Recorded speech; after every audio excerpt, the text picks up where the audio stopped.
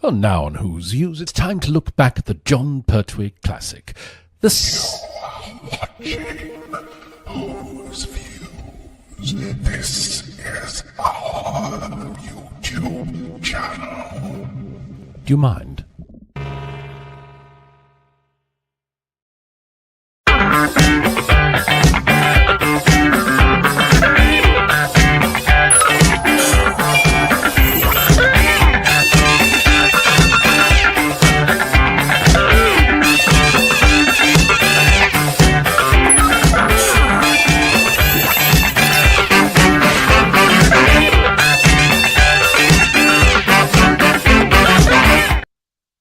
Yes. Hello, everybody. Welcome back to Who's Views. Here we are. Who am I with today? Let's have a look, shall we? Yes, we've got Paul. They're only puppets, you know. George and Joe Grand's manly bum. What's he mean by that, I wonder? We've got Third Doctor here with This Is Our Planet. Time Lord Victorious Emilio is here. And, of course, Bedweir is with us as well. Hello, everybody. Hello. Good evening. Hello. Good evening. And yet again, we are back with proper Doctor Who for our review this evening. Yes, this is the seventh. Oh yes, seventh and final part of our Worlds Below series, everybody. So welcome. We are indeed going to be looking at John Pertwee's The Sea Devils, and I, for one, am very excited. And I'd just like to say at this point, a huge thank you to you and Eden for the several million repeats you've put on over the last couple of weeks. Fabulous. Yeah, so here we go then, guys. Good to see you. Can I just say that this just isn't proper Who for me. I can pinpoint the Sea Devils as the genesis of my Doctor Who obsession. This was the one that turned it into a lifetime love for me. There's so much about the Sea Devils, which is just so intrinsically Doctor Who. Not just the 6 episodes themselves. It was my first Target book. All sorts of things about it. Just this was the one that turned me into a deranged Doctor Who lunatic for life. Not that we've noticed. Well done, Sea Devils. That's all I'm exactly the same. So me too. Yeah. For me it was the repeating. Was it March 1992, 93? All right. It was the original transmission for me. March 1992, and I remember seeing the creature come out from the sea and being immediately captivated and watched the rest of the story. And yeah, the rest, as they say, is history. As you can see behind me, it had quite an impact. There's always one, isn't there? There is always one. That gets us all going into this. It's great to see you all in the chat already. Hello. Lovely to see you. Look at this, everybody. Piling up all that in the chat already. We've got this one as well from Stephen O'Neill saying to us, the Sea Devils had the working title of the Sea Silurians. Yeah, like I said, it's like they've gone to the beach to build sandcastle, doesn't it? Really? Yeah, the Silurians, I mean, yeah. Yeah, you can see them marching out the sea, can't you? Carry on. On the vacation, yeah. So. Yeah. James Burns, good to see you. This would be a good one to listen to later. Well, we're not sure about that. Let's hope so. And Bubbles 2011, this is our planet. It is indeed. And I noticed that picture there. So that has to be Bubbles. That has to be Steve Braddock. Doesn't Very it? nice. Oh, and there it is. Yeah, it is. But that lovely classic Sea Devil image is superb. Really nice. Well, yeah, and I can show you that because thanks to Steve, he sent us that. Look at this. Oh, that's lovely. Wow. That's wonderful. It is, isn't it? I love all these sketches. So thanks very much for that, mate. Really pleased with that. There is a Sea Devil with a smoking submarine or ship or one of the boats, I would imagine, behind him there. Very, very good. So thank you for that, mate. Good to see you all. Thank you for joining us. Are you ready to take a dip? Legion of James is. I always find that violent exercise makes me hungry. Don't you agree? Sword fights and sandwiches. All hail the Doctor, John Pertwee. I've been really looking forward to this. Oh, that's good, mate. I'm glad Legion of James mentioned that scene because here we are in the most maximum of maximum security prisons with lethal weapons on the wall. Yeah. It's terribly British, though, do you not think? Talking of Pertwee's eating as well, though, he gets a few scotches in this as well, doesn't he? Last week we had McCoy having a glass of water, and this John Pertwee's having lots of whiskey. It's incredible difference in our incarnations, isn't it?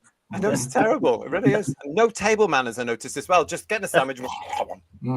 All in one. Very good. Lex Kane, thank you for your chat here. The first time I watched the Sea Devils was on Doctor Who's 30th anniversary when it was all remastered in colour and icon theme tunes. Sea Devils every time, and they're mentioned in episodes. Yeah, it is fantastic, isn't it? But you're all making me feel old.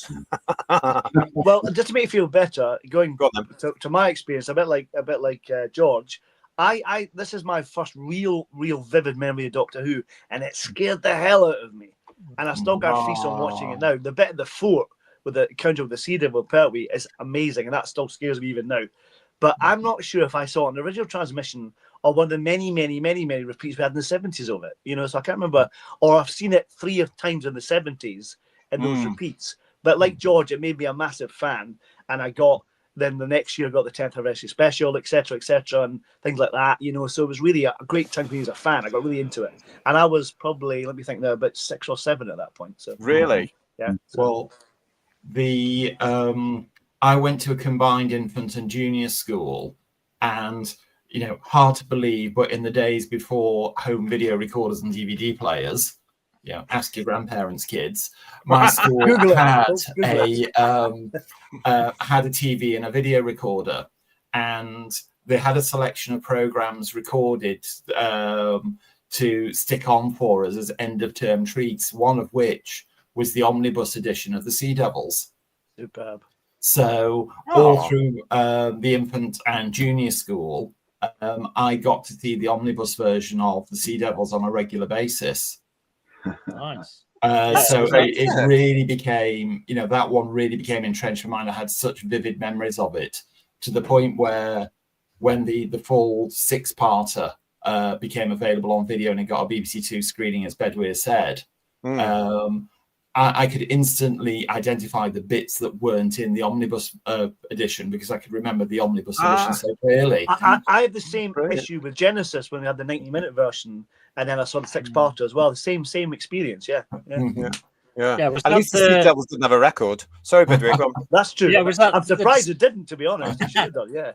That was the December 1972 omnibus, because then there was another screening that replaced some cricket, I believe. Yeah. Cricket? Let me tell you from my trusty it says here, the repeat after original transmission was 27/12/72, and then the one after that was 27/5/74. So, Well, my school had a videotape, and it must have been the 72 broadcast that they recorded it from. And my memory is there was this really big boxy TV on a mobile stand, and on a shelf below it, about the size of a suitcase, was a video recorder with all sorts of cables and wires coming out of it. Lots of cables, Yeah, I think it was a V2000 system, and it was a big square video cassette. And I just thought it was absolutely wonderful that I could see this Doctor Who story again and again and again. Yeah, well, it is, isn't it? And I have to say, I watched it on the Blu-ray, the standard edition Blu-ray. Legion of James, I know you would have done as well, I'm sure, as well as you and Eden, and it looks gorgeous on the Bluray. Congratulations to everyone that tidied that up. Listen, and that included the omnibus as well. I didn't watch the omnibus. I've seen the omnibus too many times at conventions, so I couldn't be bothered. Exactly. Everyone's a critic, Ian. I know. I think I'm right in saying the original 3 episodes of the original broadcast tape survived of the Sea Devil. So there was 3 in full color, and then originally the 3 were in black and white from 16mm prints. Yeah. And then a low-grade color version was found, and the restoration has been done on the first 3 episodes to get them up to full color again. Wow. Well, it shows on the Blu-ray. It's absolutely gorgeous. Listen, Cyborg Not a Robot is saying to us, I really enjoyed watching this again earlier. Good. I'm glad you did. And David Shaw said, hi, panel. Got a new smart TV and Bluetooth soundbar now. Doctor Who DV sounds much better. Was watching Doctor Who Remembers of the Daleks. I'm happy TV made my day. Good for you. Good for you. I hope you've watched Sea Devils as well, mate. Kara's with us. Hi, Kara. Saying, hi, sorry not to have been around. I've not been well at all. Oh, well, I hope you're feeling better, lovely. Get well soon, Kara. It's good to see you back with us. Yeah, get well soon. Funky1463 saying, I did have a sandwich prepared for the stream, but Pertwee must have stolen it. And Jordan, just Jordan, who's now Jordan Marv, you're saying this isn't a picnic, and then proceeds to eat Joe's sandwiches. Yeah. Dr. Dredd is coming up with the music is super weird. We did talk about that in one of our previous episodes with all the radiophonic stuff. Yes, but suits it very, very well. It's Most of bizarre. the time, yeah. Yeah, it's bizarre. We've got Bubbles 2011. Stephen saying to us, after watching it today, I love the inhuman sounds the sea devils make when injured. Yeah. Oh yeah, that Actually, really would is have scary. scared Yeah. you as kids, I'm Yeah. sure. Yeah. Wow. Woodhouse 122. I rewatched the omnibus version this morning, which I first saw when it replaced the cricket one morning, if I can remember. Now that's where I'm sure I saw it, when there was no cricket, and then somebody shouted Doctor Who's on. Like, what? Yeah, I'm sure that was it. Yeah, Sheila B in because the I think it was on at Devotions. like 11:15. So when the cricket was meant to have started, you were Doctor Who instead. Yeah. Yeah, I'm sure one it of them was was 6 morning. minutes past 3, and the other was 11:15. The 74 was 11:15, according to this. And this is like a Bible, honestly. That is one of the Bibles, yeah. Yeah. Sheila B in the Devotions. This is the other one, which I'm looking that's up. from White's. Yeah. That's a Bible Yeah, too. the That's like the tapes New don't- Testament, to be honest. Bedweir, that A mate of mine, says Sheila B in the Devotions, told me today that he wouldn't go for a swim in the sea when he was small because of the sea devils. You see the original Jaws here on Doctor Who, everybody. Absolutely. Rose Kirby's with us as well. Hello, Rose Kirby. I haven't seen the special bonus feature. I just wonder what it's got in store. I'm sure the guys will tell you in a sec. Legion of James saying to us the Blu-ray version is stunning. And Lex, thank you for your super chat. We've got the master line. Enjoy your meal, Doctor. It'll be your last. It is. But listen, thanks everybody for joining us. Yes, because of course we are here, as you know, to talk about the Sea Devils first broadcast, as you can see there, on the 26th of February to the 1st of April 1972, a long run on BBC One, written by Malcolm Hulke, who's, I mean, you can show in these episodes that he writes. What a guy! What a script writer! Not that I'm comparing it to anything today at all. Script edited by Uncle Terry Dix, directed by Michael Bryant, and produced by Barry. Oh wait, a script editor? Surely not. Yeah, I had to look up what that was actually. Yeah. I had to remind myself what that was, but here it is. You can see what a script editor actually is here in the Sea Devils, because there's an awful lot in this particular book, which I'm going to show because the boys have shown you theirs. This Target novel, look at that. Isn't that a fantastic cover? I mean, that's the poster for a big action movie, isn't it? Oh, definitely, yeah. And so simple as well when you think about it. When because when you're illustrating the Sea Devils today, a lot of they use all the instead of art, they use photographs, and there's not that many really. When you think. So you're using the same things as everybody else. But there you go here, and it's so simple because it is the same photograph just reversed, as you can see. Yeah, it's quality, absolute quality. Yeah, but there's an awful lot in. Well, there's not an awful lot, but there's a considerable amount in this that isn't actually in the.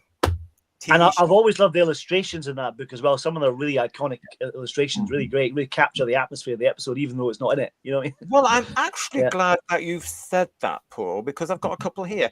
So here's one here where the this is actually real, so based on footage here. But this, of course, is when the Doctor and Joe go to meet the Master. Oh, very polite.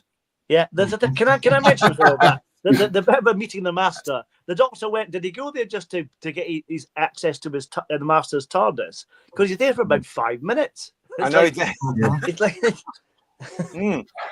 but Joe Grant is standing there going, bored. Yeah, can I go play on a motorbike, please? And then we've got two favorites of mine from when I was a kid reading that particular book. Look at these. Oh, that's great. Wow. That's lovely. Yes. Yeah, really nice. Yeah. Action, everybody, action. And look at that Sea Devil on the right there looking at his monitor screen. Yeah. Isn't it brilliant? See, Amelia doesn't know what we're talking about here, do you? But I just thought, for some reason, as a boy, those pictures got to me because I read this before I saw it, of course. And it was brilliant as a book, and you have all these visions of the submarines and the boat, the ships, and everything like this. Really fantastic days, I tell you. Well, for me, that book was like having a DVD, really, because obviously you'd seen it 3 times. I wasn't as lucky as George to see it every other week, but having seen it 3 times in the 70s, I had the book afterwards. I read it all the time, and I loved it. I obviously get mixed memories of what you saw and what you remember in the book and all that kind of thing. But it was a great read. Thoroughly enjoyed it. Loved it. Yeah. We've got this from Stephen O'Neill. John Pertwee injured his ribs during recording when he dived forward and fell on the sonic screwdriver prop, which was stowed in his breast pocket. And Funky 1463 saying to us, Spielberg must have seen this on PBS while getting ready to make Jaws, a bit like James Cameron with Terminator, allegedly. Amazingly, this is the first time Pertwee had the sonic screwdriver. and we're halfway into his run. Yeah. And yet, I don't know. It's right what you're saying there, but it went on to be this thing that's whipped out every 2 seconds in the modern stuff, you know. But it's so identified with John Pertwee. I think it gets name checked in the Silurians. Yeah, but you don't actually see him with it until the Sea Devils. Yeah. Mm-hmm. Yeah. And that one's iconic. That's such a nice sonic screwdriver. Yeah. You can see it's got a bent top, can't you?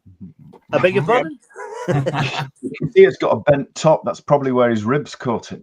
Probably, yeah. That was Well, it was battered at the top end, definitely. Must have been in it was a repurposed Jerry Anderson prop, wasn't it? Yeah. Yes, I think so. The original one. Yeah, that was what they always said, isn't it? Hello, Jethrick. Don't worry about this. He said, "Oh no, I'm late for this." Well, no, you're not. We're waffling at the moment. We are waffling in a minute. We'll get to the review in a minute. Never mind here now. Says Jethrick. Why after this one do the Sea Devils call themselves the Sea Devils? Wasn't it the humans who called them Sea Devils? Mm-hmm. Yeah, but bad writing really is it? Yes. Yeah. I'm getting a headache. Yeah. I'm getting a headache again. Yeah, you're right. It's like the Ice Warriors, isn't it? To be honest, same kind of idea. Mm-hmm. Yeah. It was bad writing in Warriors of the Deep, our Sea Devil brothers, and it was they were just writing that based on memory, I think, rather. Because it should have been Eocene brothers or something by that point. Should have been, to be honest. Yeah. Oh, reptilian brothers or something, or something, but more. Or just reptilia. our brothers in, or our cousins in, or something like that. Yeah, you're right there, Jethrick. Well done. And I've got one here from Lex Came. A question for George. Are you ready for this, George? Was it an experiment to have no unit in the episode to make the Doctor and companion story to bring it back in Doctor Who? I don't know. I mean, one thing I have often wondered about this. I mean, there are 6 episodes of pure joy, and you can't not enjoy them. But when I watch it now, I do think, where were Unit? Yeah, because it's like their remit, really, isn't it? And they decide to sit it out with using up some flexi time or something. It was mainly because they got access to all the facilities at the Royal Navy, wasn't it? So they could take advantage of that. That's probably why, So that's why it looks great. Yeah. Did the Brigadier get the telex and he looked at it and go, "Oh no, I don't do the code." No. I blew up my laptop. Best not to, There you go. In Geneva on holiday. I think the army would have had a problem tramping around a naval base. There would have been a few objections raised, I think. Yes, especially by the senior service. They don't want these weirdos. It would have been great in the bar, though, eh? Talking of the naval base, I believe the location that was used is now a nudist beach. Yes, it is. Yes, it is. Not that I know from first hand. I saw it on the video. Yes. Yeah. Well, so if you took Michael Bryant's leaflet at his book, they all should be wearing string dresses instead. Well, I was going to say that the Sea Devils can take off their fishing nets, can't they? Listen, we've got Stephen O'Neill coming back with an answer here. Nick Courtney was on holiday during the making of this story, hence the absence of Unit and the Brig. The Royal Navy and Captain Hart essentially fill their roles, and they do it brilliantly. We're going to be talking a bit more about that as well, because this is proper boys stuff, boys own stuff. This, I think great to see what the guys say about this. And Mark Greaves, thank you so much for your super chat. 3 times 12-hour shifts in a row, but I'll be damned if I was going to miss the Sea Devils. Damned, I tell you. You can smell the history of that book. Yeah, well, Swarfiga. But yes, not really. It's the first edition. As long as it's not mold, you're okay. You're showing your age. Yeah. Can you still get that, though? I don't know. Yeah, but thank you for that, Mark. Thank you for that. But yeah, I was thinking this is proper boys' own stuff. I mean, for those of you that were around watching it live at the time, every Saturday for all these weeks, because it was a big run, the Sea Devils, wasn't it? It must have been was it a thrill? Was it a joy? Saturday could not come around fast enough for the next episode. It really was. I'm not even going to blink because I don't want to miss a second of this. Yeah. Absolutely. Sitting cross-legged in front of the TV, so the TV screen was my entire field of vision, and that's all I could see. Now you have square eyes. That's what they told you in the 70s, wasn't it? Yeah. So. No. Well, I'm quite, sort of like, wow, how wonderful would that have been to have seen it live at the time? But I must have just got that omnibus edited repeat. But I remember being thrilled to see the Sea Devils, because even when I was little, the Sea Devils had become this sort of icon, this legend, because of things like the Monster Book and the I think maybe even the Weekly was around at this point. I'm not sure, but you'd seen pictures of Sea Devils and you just thought, what is that? Yeah. Like the Silurians. Yeah. I mean, another thing that... Sorry, go on, George. No, you go ahead. I was going to say, this is one of those stories, isn't it? Those in quotes. It's one of those stories that has those scenes in it that just everybody remembers. The things in the fishnets coming out, I know it sounds bad as well, doesn't it? Fishnets. The things in the fisherman's nets coming out of the sea. I mean, nowadays it would be shooty coming out in fishnets, wouldn't it? But at the time, it was the monster. Let's not go there. Let's not spoil it, Ian. In the fishing nets coming out of the sea, just like the ones with the maggots and things like that, the ones with the spiders. It was those things that just cemented themselves up here and meant that they were just remembered forever. So books later on could trot out these pictures and people just automatically knew that was Doctor Who, and that, you know, you didn't need Pertwee with it, you didn't need the TARDIS, you just showed that and that's Doctor Who. Yeah. So it just stuck in the memory. Graham here is saying to us as well, the Sea Devil Weetabix card was super too. And we also had the Typhoo card, didn't we, of a Sea Devil? Yes. So it just shows how big the look of the creatures, both Silurians. They're such a great image, though. They really are. And joking aside, even the string dresses, I think, really work for them. You know, and the photon guns they have are great. That's really unusual designs. They're superb, really. Yes. I mean, they look like they come from the sea, don't they? Look at them, George. They're all sort of blah, blah, blah, blah. It does look a bit like they're going to do their ironing, to be honest, but that's or the bottom of your pan, basically. It looks like the bottom of your iron pan. Yeah. Go on, George. Another thing that really cements the Sea Devils as ground zero Doctor Who for me is, as just mentioned, the Weetabix cards. I remember the very first time got a hold of Weetabix pack, opened it up, got the little pack of 4 cards out. The first card I had was a Sea Devil card. I love them. Fabulous. It was just, I mean, Badweir and Emilio, I don't know if you experienced something because you came into the show years later, but from my point of view, the Sea Devils have become sort of mythical, really, because of things like Weetabix and because of this, because of the Target Monster book, because of the Typhoo cards. It was, you know, and I couldn't, for myself, I was always asking my dad or my uncle, tell me about this. And all they could remember was Joe Grant and lots of sailors. I think that's all Katie. That's Katie's abiding memory of it as well. I bet it is for her, but they couldn't really tell me anything else. It was sort of like, oh, the Sea Devils, they tried to take control of the submarines and they tried to wipe out the sailors, and Joe Grant, the Doctor, saved them all. Wrong. What were they doing? They weren't paying attention. I have no idea what was going on there, gentlemen. Did they remember Stuart Film's bottom? Because obviously with George's quote there. Well, Badweir and Emilio, you came to this years later, of course. Yeah. So were you guys aware of the Sea Devils at this point? Myself, I was aware of the Sea Devil because even the iconic scene of them coming out of the water, it was aged into my brain.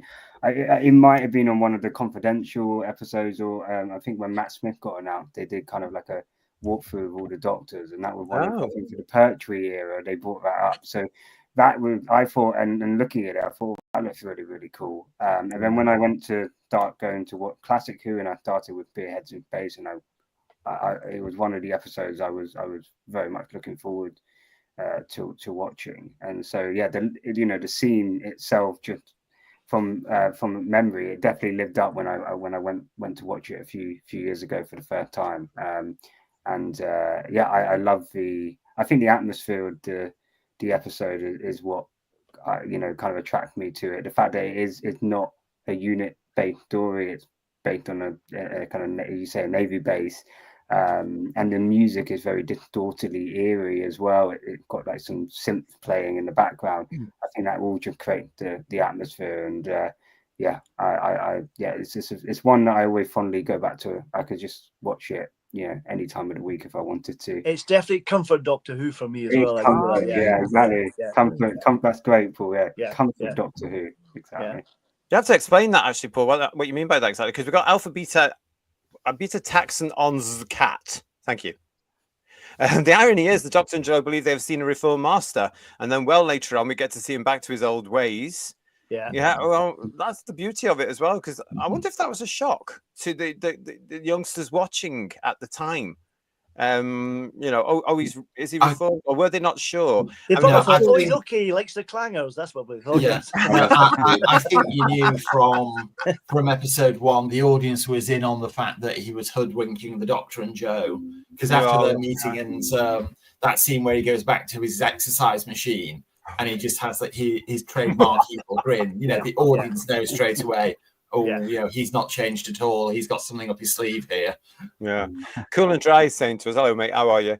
The Royal Navy reviewed and edited the script to ensure the Navy came off well. This is partly why the Sea Devils were portrayed as more aggressive, because the Navy wanted to appear heroic, really. I can believe that. And Paul Ashworth, PTA, thank you so much for your super chat.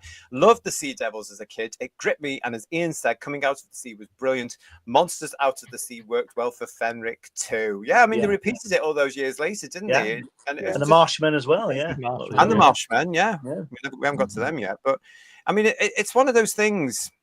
That scene, Emilio, of them coming out of the water, that one there. This appears and has appeared so many times in documentaries and films, not just about Doctor Who, but how to do things, you know, and what have you. And this is now an iconic scene of the monsters coming out of the sea. And I don't know anybody of a certain age, whether they're not a we or if they're one of us, who doesn't know that scene. I wish they had a recording of the sound of the stuntmen coming out of the water cussing and swearing. Oh, that'd be amazing sound. Isn't it true that they were made to walk in backwards though? Did they? Maybe, I don't know. No, is that true, or is that just a fan myth? No, I think Michael E. Bryant had them walk backwards into the sea till they got in far enough, so they were totally submerged. Then started filming, and then they just retraced their steps to make it easier for them. Because they had such limited vision. That tended to be standard practice if you know you had monsters in studio or whatever. You know, they'd sort of start at their end point, walk back and work out how many steps they needed. So that, you know, if they were going down a corridor, they didn't turn left and just walk into the wall.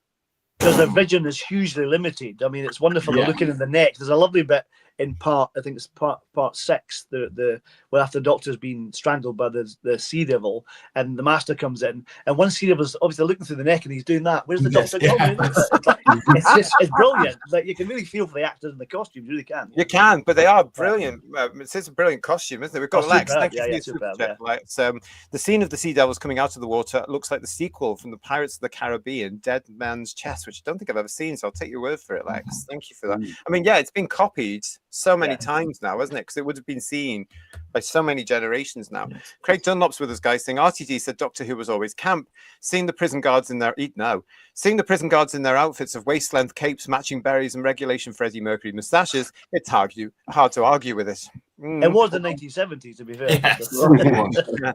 And again from Legion of James, unlike their land-dwelling cousins, the Sea Devils are slightly more modest, preferring to cover up with blue netting slips rather than let it all hang out as nature intended. Well, they've got protocol in the sea, obviously. I think something else that's conferred Doctor Who immortality on the Sea Devils for fans of a certain vintage is he's talking about us, GT. The long-running Sea Devil exhibit in the Blackpool exhibition. When you went into that every time I went, it was always a thrill to see that, and it was one of the few displays that you, as somebody visiting it, could actually control, because one of the buttons on the control panel in front of it, you pressed it, the Sea Devil was bathed in a green light, and it was on an animatronic figure, and it lunged towards you. And if I remember rightly, that it finally got replaced with the Gundam robot from Warriors. It was the Gundam robot, the same thing. But I remember being entranced by that thing in Blackpool with the Sea Devils in it, because it was just green and blue, and I think it was just atmospheric. Was that real seaweed? It couldn't be real seaweed, surely. But it stayed in the same spot in the TARDIS control room in the one of the display panels for years. For 15 it never moved. It was, I think it was the most permanent display there. Yeah. So what about you, Bedwyr? When did you first encounter this story, and were you aware of it beforehand? No, as I said earlier on, the Sea Devils was literally my first introduction to Doctor Who, and it was that repeat in 1992. So if it hadn't have been the Sea Devils, then maybe I might not still be a fan. I don't know. But so if you're saying if it was Time Lash, you would probably not been a fan. No, I probably would have loved it more. I don't know. But it is that imagery of those creatures coming out from the water, which just will set my imagination on fire, and I want to watch more of this. I can remember years later where I got the VHS from, and it was actually from the exhibition in Llangollen. Oh right, of course, yeah. I remember that. Was that a double pack? Was that a double pack one? It was a double pack. Yeah. And I recognised the imagery on the cover of the Sea Devils, and although I think there was only one on the VHS cover, but I recognised that immediately, and I had to have that video, even though I'd obviously seen it, and there were other videos that I could have got which weren't things that I'd seen at that point. I wanted to watch the Sea Devils again, and that's how strongly it resonates with me. You probably can't see it, but there's an image of Pertwee with the Sea Devil behind him coming through the door, which is just one of my favourite Doctor Who images. It's not quite that. It's one that's more straight on than that, but it's just that's the one. Yeah, it's just so. See, I've researched. Yeah, is that the Piccolo making of cover? Is it that one? I was going to say that's the cover of the Piccolo making of Doctor Who as well. Yeah, I'm very glad you've mentioned that, because there it is. There, look. Yeah, there you go.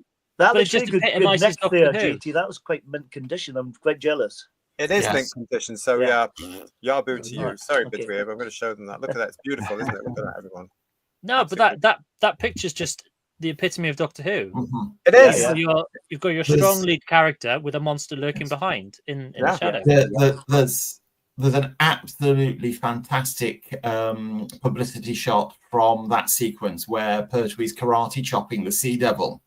Yeah, and that just sums up Doctor Who of that period and John Pertwee's Doctor. It's such a wonderful image. Now, you see, that's quite strange, because I thought, I found this particular picture, everybody, and I thought it was because somebody had asked John for a round at the bar.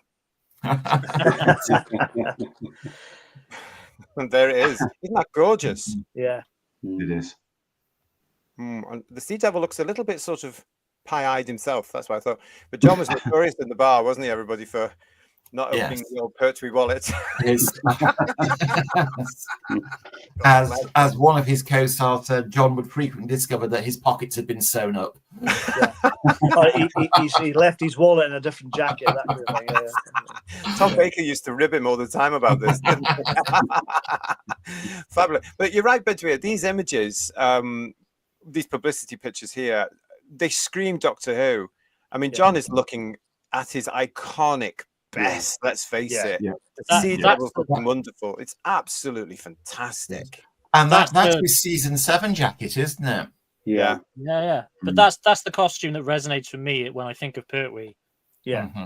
Yeah. I mean, I know it's simple black and white, but it's that red lining on the jacket as well.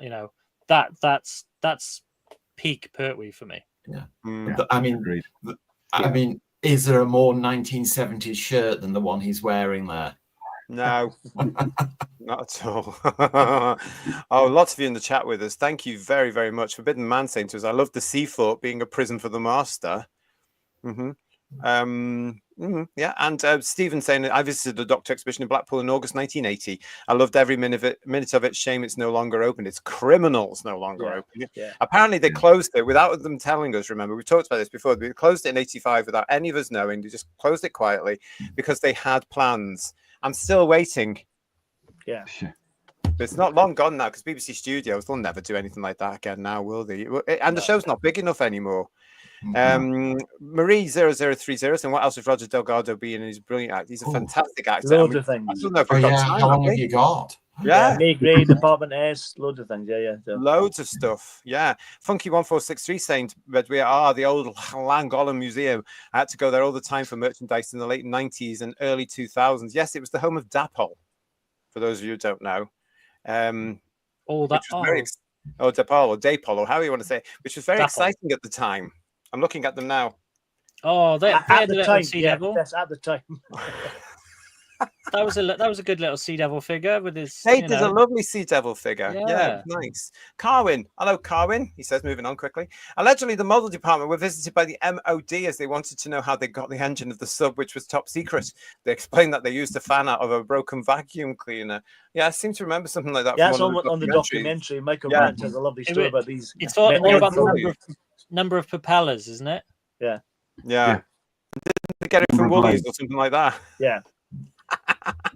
It's interesting the Ministry of Defence based the propeller on a Hoover themselves. That's interesting, isn't it? Yeah. Well, yeah.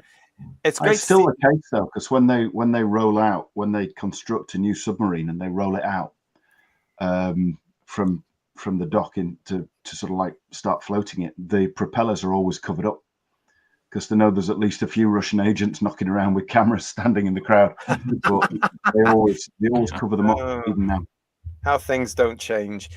Cool and Dry saying is that the Sea Devils pulled in ratings of 8 million viewers despite some stiff competition from ITV. Absolutely, it did so well. Yeah, not only the stiff competition from ITV, the country was in the grip of blackouts at that time as well. Yeah. And you know, a lot of TVs couldn't be switched on because there wasn't the power to switch them on. Didn't they have a massive recap of episode 1 because people missed episode 1, and so when episode 2 came, they had a preview of that, and then episode 2 came. You know, like but previously but a Doctor Who kind of thing. Yeah. To get 8 million viewers when a good chunk of the country couldn't watch it, even if they wanted to, because they had no power, is no mean feat. Yeah, it's a different world, isn't it? Back then, honestly, this was the state of Britain back then. Again, how nothing changes. Tony Farrell, good to see you. Sea Devils is the last time John wore his original red-lined Inverness cape. It got ruined by the seawater, and a new one had to be made. And these images of John embody my love of his incarnation of the Doctor, says Legion of James, a proper iconic hero, a legend, Doctor Who, and its very best. So let's talk about the man himself. Let's talk about John, because he's bloody brilliant in this, isn't he? Yeah, he is. Yeah, it certainly is. Yeah. Yeah. You mentioned boys and their toys. He is the biggest boy playing in the toy box. Oh God, yeah. He is loving this, and we all know why. We all know why he's loving it, but he is loving this, and he's absolutely chewing it all up in a good way. He's not hamming it up anywhere at all. He's just loving every minute, isn't he? Even the brilliant gag with the making the radio transmitter on the fort and then explodes on it. That's wonderfully done. The timing's amazing. It's very funny. You know, it's brilliant. But that's the Doctor, isn't that whole scene? Those few seconds. That's the Doctor. That's what runs through the original 7. Yeah, that knack. For me, I've not seen it. Well, possibly with Capaldi, but I haven't seen that sort of element of the Doctor since.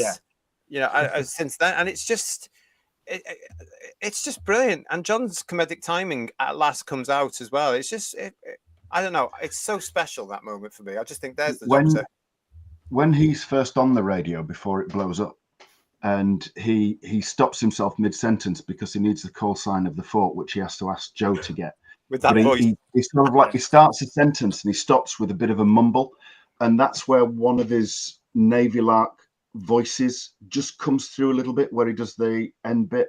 And I love that. Because it just takes me back to his time as CPO Pertwee in Navy Lark and everything. It's just, he was brilliant with voices, but you can't not love him. Bizarrely, he doesn't do any on this one. I think Michael Bryant does the voice of the helicopter pilot, doesn't he? It sounds like Michael Bryant on one of them. And I think the radio DJ, I think, is maybe Christopher Doyley John. It doesn't sound like, he's not doing anyway. It's quite surprised, But they probably learned from Inferno, didn't they? That don't let him do it. It's too obvious. Yeah, but I just love John in this. I mean, I love him in most of the story, but this one for me, there was just something about the fact that you can tell he's enjoying it. You can tell he's loving every minute. He's so happy with Katie. He's so happy with Roger, and because it's in the Navy, it's just the little touches, like when the Doctor gets on the ship, the whistles blow. It's just all these little. It's just nice, isn't it? And the fact that that the Navy guys are thrilled to have Pertwee around as a fellow Navy guy. I mean, I just get this sense of camaraderie. Really, it's just wonderful. There's a bit in this that does make me question the Navy a little bit. When the doctor's in the diving bell and they think something's happened to him, he's been abducted by the Sea Devils, and they bring the diving bell up so fast, he would have the bends or something, wouldn't he, by the time he got pulled up? Well, he's a Time Lord. Okay, maybe not if he's a Time Lord. Then. Fair enough. I'll let you off. He's a Time Lord. He can got different resistance, hasn't he? He's fine with this. But they don't know that though, do they? No, they don't. That's true. Yeah. They don't know that. But no, not until. They wouldn't have known until he would have come out and gone, I am the Doctor. Great to see so many of you in the chat with us tonight. Thank you very much. Robin Calvert saying, I saw the original transmission and unscheduled cricket repeat. That was actually during Planet of the Spiders run. A nice way to get Roger Delgado in John Pertwee's final year. Oh, I've never thought about that, Robin. Because Planet of Spiders got repeated as well, didn't it? Before Robot, didn't it? The day before episode 1 of Robot, yes. The Sea Devils, Planet Spiders, and Green Death are probably the most repeated Pertwee stories, aren't they? I think it's about Friday afternoon. That must have been fun. Don't remember. Graham is saying to us, and we need a round of applause for this. Is this the only time he says, reverse the polarity of the neutron flow? Let's get that around. Because we don't say it often enough on this channel, do we? Really? It is. It's the only time in his entire original run where he actually says that line, despite all his very elaborate stories in later years. He only ever said it the once. There are variations, but that's the full line. It's always to reverse the polarity of something, isn't it, for him? Yes.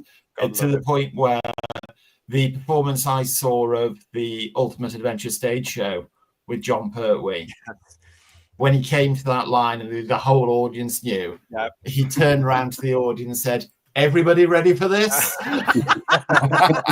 And the whole audience chanted with, he got the feed line, Doctor, what are you going to do? And the whole audience chanted with it, I'm going to reverse the polarity of the neutron flow. Got a huge round of applause. I remember when I saw Colin do it, he had that line, but he had his own version of that. He changed it, didn't he? Changed it, So. I think a diving bell has different physical effects on an occupant than a diver in a suit would experience, says Robert Payne. I bow to your naval experience. That's I wouldn't know anything about that at all. You wouldn't even get me in the water. Quite frankly, I can't stand the sea. You're with Roger Delgado on that front, then I take it. Do you know what? Roger Delgado, what a hero he is in this, because he like me, hates water.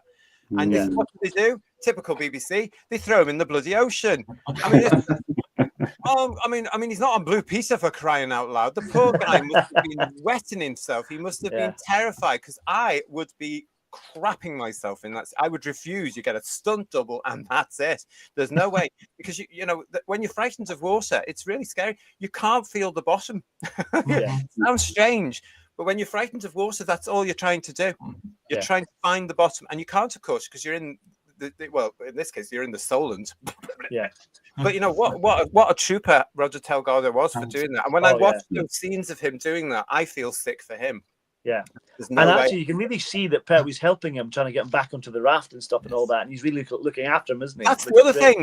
You're in the middle of the Solent, you can't feel the bottom, and then there's a bloody rubber raft they're trying to get him into, which you can't get into properly because you're in. Oh no, not a chance. The poor fella. What a trooper that man was. What a pro. How much toupee glue must a makeup have used to make sure that his widow's peak stayed on when he did all of that? It must have been super glue, Joe. Dr. Red, who Dwarf is saying to us, the bell would be pressurized. There we go. Okay, fair enough. I know nothing. That's fine. I know nothing. I don't understand anything. That's a great cliffhanger. Oh, it's a very good cliffhanger. Well, it is. I love the way Katie's doing it. Yeah, it's quite long and drawn out, but it works so well. Yes. There's so many of the cliffhangers there, though, are just superb, aren't they? The Sea Devil coming out when they're trapped by the minefield is another one. There's just well, even episode 1 when they think the Sea Devil's coming, it's actually Declan Mulholland heavy breathing as he's coming along. But it's that cliffhanger. It's great, Emilio, you're being very quiet. No, I'm listening to all you guys. No, I mean, we're talking about Roger Delgado. I mean, he just captures every scene he's in. You just want to watch him. It's great. Yeah. I mean, everyone talking about the clangers scene. I mean, it's just hilarious. It's brilliant. One thing about the end of the story where the master makes his escape. I mean, how many, replica pull-on masks of his face does the master wander around with? He clearly has like a Batman utility belt on him, doesn't he? That kind of thing, to hypnotize somebody, to fit it perfectly to their face and make his escape. And that wave when he waves goodbye, that is wonderful. It really is. I love that. He's like, yeah, he's got away, yay. See you at the end of the season. Bye. Couple of things from this story though that they, and this is a common theme for me, but they, the new series of Doctor Who does rip off an awful lot, pretty much everything that's good. And a reformed master, they did it with Missy, and they redid the clangers with the Teletubbies, didn't they? With John Sims. Awful. Yeah. Oh yeah, they did. I forgot that. Yeah. I don't remember and that. It was purely as a pastiche of Sea Devils, and the master with the clangers. There was no other reason for doing it. Yeah. And but he does that beautifully, Roger Delgado. I love that moment when Trenchard tells him they're just puppets, and he goes to the telly office like, oh, good. Yeah. He's like really embarrassed. It's brilliant. Yeah. Delgado's very much in his stride here, isn't he? He's just brilliant. Amazing. I said before, he has never been bettered. No, he hasn't, and he was never better than in this one.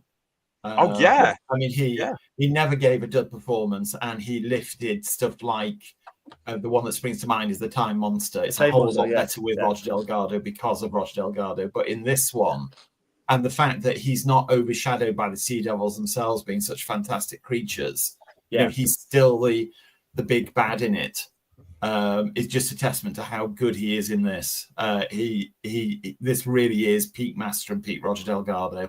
But it makes it even more scary that the Masters in this and the Sea Devils, and both of them are really, really good. You know what I mean? As villains, Yes. Again, well, that's also down to go to a great script and also Terence looking after it. Let's face it. But it's one of those things that everything comes together because the design of the Sea Devils is brilliant. It really works. And Delgado's superb. And this is, as I said, peak Pertwee. Even without unit, it's still superb. Yeah. Well, I mean, you don't see the police box or the interior of the TARDIS at all in the entire story. But also, I can remember as a child, because the Master was back because he'd been missing for a while.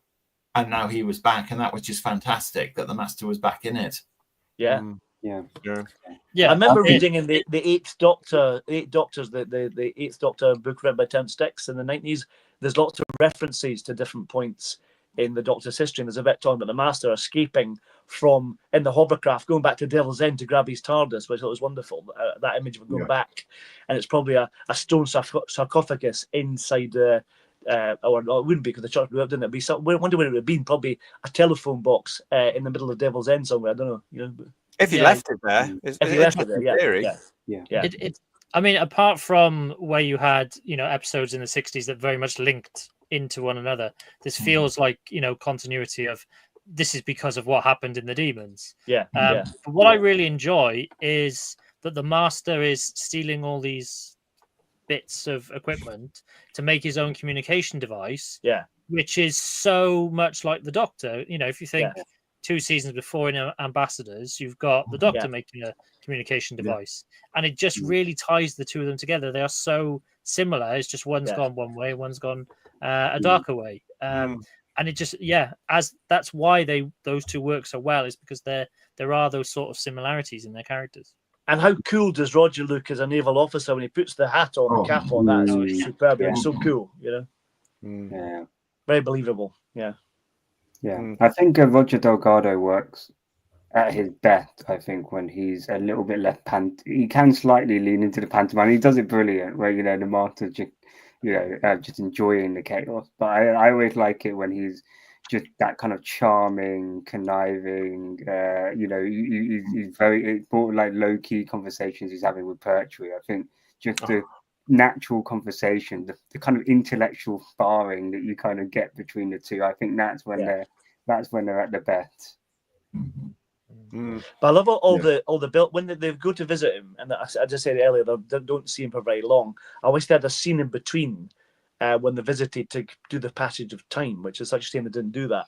But the conversation between the Doctor and the Master and telling what could have happened, and they were in favour of executing the Master and stuff like that. It's lovely kind of sort of backstory that you get from perhaps he was on trial, etc., that kind of thing before he went to prison, which is really interesting to hear, but not necessarily to see. You know what I mean? Yeah, we've got Delgado is the only Master says Dalek Lives Matter.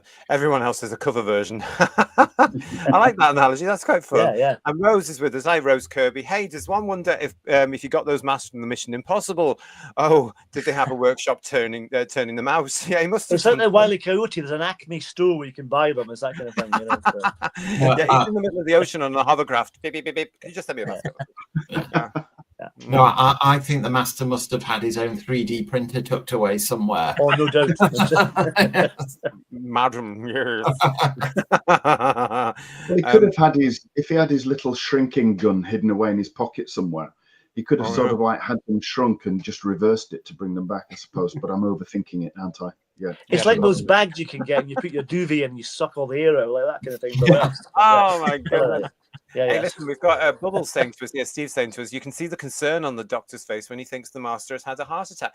Now, this leads me nicely onto something that, again, we noticed this over the years, but the relationship between the third Doctor and the Master is incredible because it's everywhere, isn't it? There is a love-hate thing going on there. And he says in this, we used to be friends an age ago. Yeah. And this is where it is, because the Doctor is still wary of him when he starts off going to visit the Master, but he sort of pities him in a way because they're very much prisoners, aren't they? They're in the same boat here, pun intended. Yeah. You know, and that starts to come out, but he's always quite wary of him. And I love the way when they're at the sea base, Joe says, "I've just seen the Master," and the Doctor believes her like that. Yeah. Absolutely no question. None of this whole silly thing in the script. Are you sure? He believes her. Move the story on. We talked quite rightly about how great John Pertwee and Roger Delgado in this, but big shout out to Katie Manning as well, because she absolutely nails what the Doctor Who companion should be. It's perfect characterization. She's the conduit for the audience that grounds it and makes it believable. As you said, that JT, that scene where she says, "I've just seen the Master." Not only does the Doctor believe it, the audience are right behind her as well. Yeah. It's another example of the casting of John Pertwee and Katie Manning was one of those wonderful lightning in a bottle moments that happens, once, maybe twice in a program's history. Yeah. Well, has it happened in recent years? No. Oh, controversial. We'll move on. But no, it is. I mean, it's absolutely brilliant, though, isn't it? I mean, that whole fact that, the characters are bonded at this point in different ways. And certainly this relationship that Pertwee and Delgado managed to produce. This is good British telly, everybody. This is how it used to be. Yeah. This is quality stuff. And with proper quality performers and a proper quality script and production team, this is good British telly. BBC, are you paying attention? This is the stuff you used to produce. There's some great bits with the Master and the Doctor, especially when the Doctor is a prisoner. And the Master says, "Oh, time hangs heavy when you're a prisoner, doesn't it, Doctor?" And he's just winding him up. It's lovely. It's really nice. But the thing is, as well, the Delgado Master, possibly the only one as well, but he knows that he can get under the Doctor's skin. Yeah. Now, this Doctor is very prepared to just go, "Oh, right, okay, have a sandwich." Yeah. But it does wind him up, doesn't it? It does. The Pertwee Doctor does go, but it's this competition between the two of them as well, and this scene, I love this scene when they're building this nonsense. It does make me laugh though is to repair the Sea Devil kind of alarm clock system that's faulty. Faulty is such an odd line to describe a malfunctioning system, isn't it? It's really faulty. But the fact that they're forced to work together, I love it. I just love that, and the fact that again they're getting under each other's skin, two mighty intellects clashing like that. It's just brilliantly performed. But I love. Go on, Bedway. Sorry. No, I mean I just love the sword fight. It's just great. But then you get that weird moment where the Doctor's won, and he gives him back his sword because he just wants to continue the fight. It's just. I know what a show off. And that bizarre twang when he throws the dagger, that doing, as it goes. We've got here from Lex for a super chat. Thank you, Lex. The Master, he has Amazon Prime for next day delivery. I bet he does. Yeah. Well, it could be set today. Could be, yeah. Well, that's the thing someone mentioned in the chat earlier about the doors of those Renault cars and stuff that they have. It's interesting. I think Michael Bryant's quite good at trying to make things slightly different. He did the same kind of thing in Colony Space, didn't he? So they took the doors off. There's Citroens, weren't they? Not Renaults, weren't they? It was. Was it Terence Dix who always said that the Earthbound stories were always supposed to be set 5 minutes into the future? Yeah. But having said that, in episode 1, Joe Grant bribes the guy on the quayside to use his moped with a 10-bob note. Yeah. Having said that, it's realistic. The clangers will be on repeat somewhere. Yeah, in the near future. And also, those cars in the Sea Devils are obviously electric ones. Yeah, obviously. Yeah. And over a pothole. The Master saying that he'd like a colour television, of course, implying that then a colour television was still a luxury item. Yeah, so they got that bit there. Yeah, because they were, weren't they? They were good. I love how great and gloomy this looks, says Graham. The fact that it wasn't hot and sunny really adds to the feeling. Now, that's a good point here, because when I'm watching the Sea Devils, guys, I'm going to ask you all this. Why do I really get the feeling of a Saturday afternoon? It's almost like that, or a bank holiday kind of movie almost, isn't it? It's one of those kind of feel about it, Yeah. Like a big budget show,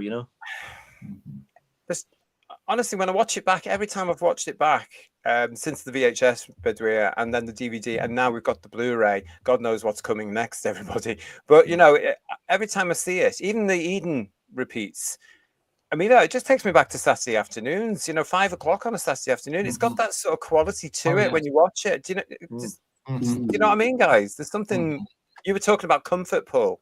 Yeah. Well, I'm sure we've all got comfort. Well, this is definitely what I mean. That you watch it and you get that wonderful wave of nostalgia. When you first watched it, there are moments that still give me tingles and shivers and stuff, which is lovely. Like the bit in the fort. Like I said, that scene where the Doctor meets the Sea Devil for the first time, and then he chases after him. He electrifies the door and he burns through the door, and then the Sea Devil runs away and screams and jumps into the water. That is wonderful stuff. It really is. So dynamic as well. Yeah, really well and shot. the Sea Devils can't have moved. They can really run along the corridor. They're not restricted by things, which is wonderful. Yeah, these things are fast. Yeah. That makes them scary as well. These big lizard things can get you. I mean, look how they chased them around the fort. Bloody hell! Yeah. They've got a big turtle after you. No, thank you very I much. think mentioning that bit that Paul did about when the Doctor met the Sea Devil on the fort for the first time, they sort of like both go through doorways and double take, don't they? They literally bump into each other. But that's such a similar scene to how he first meets a Silurian. In the cottage. He's standing there and it comes through the door and it's like, whoa, hello. Oh, I love that.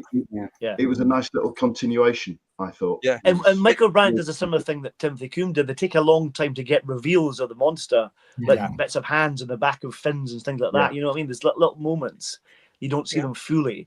And they're lit really well in the fort as well. They look superb in this. It works to the benefit for the audience, isn't it? Because you want to see them. I remember that from when I was little, guys. I want to see the monster. I want to see the monster. And you don't quite get to see the monster until the end of part 1, usually. Yeah. Brilliant. I mean, the other thing is the Sea Devils has, for Doctor Who at the time, in fact, for television at the time, a very high proportion of film as opposed to studio work.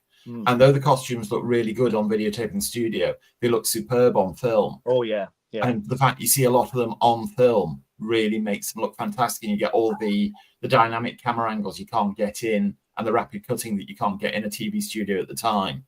Like, the camera looking up at them to make them look even more powerful and bigger frame than they actually are. And the camera running with them on tracking shots and all that sort of stuff. It really adds to them looking so good.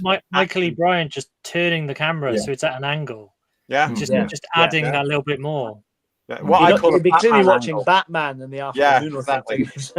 Jess is with us. Jess Corbin, nice to see you. Thank you, Jess. Taking a look at who is who, read the BBC execs over the last 20 years. If we want to see how they have changed to those over the last decade, it's going to be really interesting. Lex is saying to us, Sea Devils to me feels like Saturday morning movie or movie matinee. And then ironically, says Stephen O'Reilly, when it was shown on Eden, it was shown on a Saturday afternoon.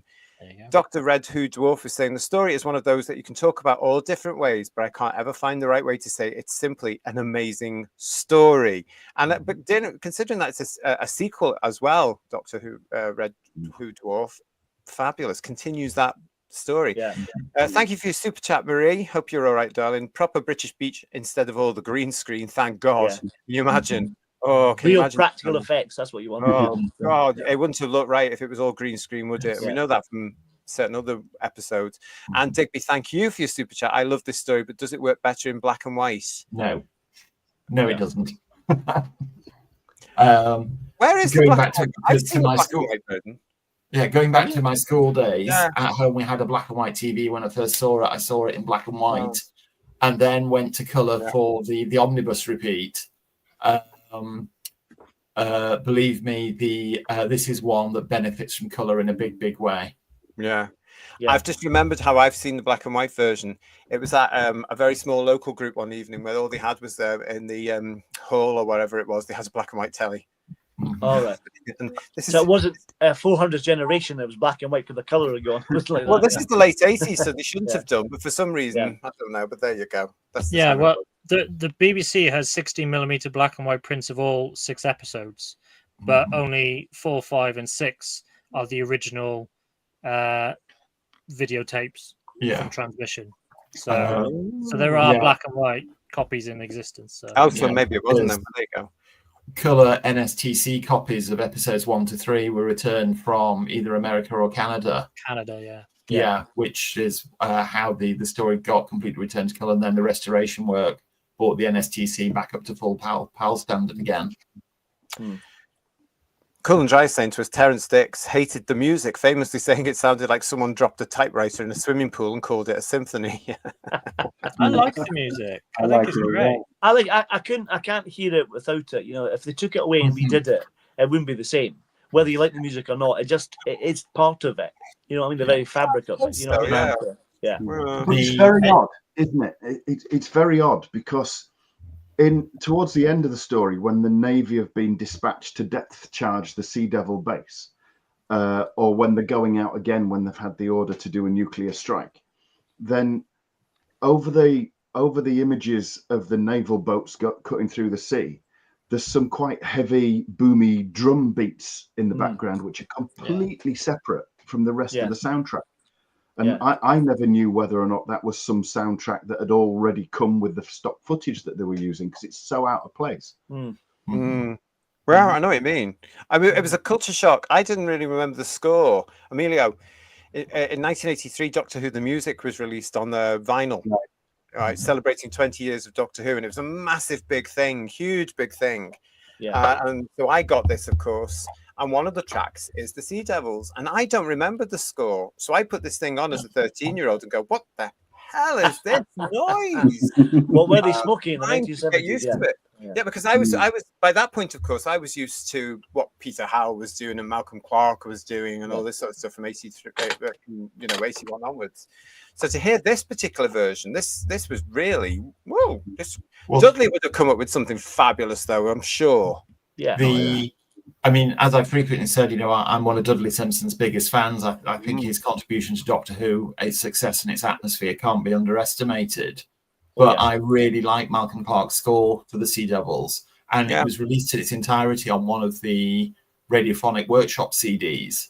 Yes. And, you know, I can listen to it quite happily and really enjoy it for what it is. And it really evokes the story for me, because I can listen to it and go, oh yeah, this is the scene where the submarine is floating down. This is where the Doctor and Master are having the sword fight or whatever. And I think as a one-off, it really works very well and enhances the story in a big way. I think some of the music, on me over the years. Yeah, some of the music's kind of feels more like sound effects at times, if that makes sense. Like when they're walking around the fort and the sound effects going with the sound of the clanking feet and stuff like that, it works really, really well. You know, with that for atmosphere as well. It all came about, didn't it? Because the Radiophonic Workshop took delivery of a very expensive synthesizer and they wanted to play with it. And that's why Dudley Simpson was given a few weeks off, and the Radiophonic Workshop got to play with their new toy. We've got a lot of Yeah. people talking about the music for this in the chat, guys. First of all, we've got Marie UK saying to us, I love the old-fashioned cheap way of designing a set. Yeah, but I have to say the fort sets are fabulous. Oh, They yeah. are wonderful. You feel like you're actually in there. Yeah, I mean, going back to those photographs you had on screen earlier, JT, of John Pertwee with the Sea Devil, the publicity shots. You know, you look at those photographs and look at the level of detail and the attention to detail in the set dressing on those photos. Just that rusty door is amazing, isn't it? That really, but you know, things like the enamel mugs on the desk and all that sort of thing, stuff that you would see like that as the camera tracks past. The attention to detail is fantastic. Again, that's what the BBC used to do. It must be a culture shock for Bedouin and Emilio. The music is better than the Silurian, says Funky1463. I'd agree with that. Saying, aren't Doctor Who fans amazing? We've been we've been crapped on for 10 years, yet we still gather together to like this, to show our love for it. We do. And certainly our viewers are all fantastic in that. And thank you for joining us all, everybody, as we appreciate this, the Sea Devils from John Pertwee. We've got the Hitchers with us saying, hi, mate. The Doctor in the gorgeous red and black attire. Doctor Who never looks so good.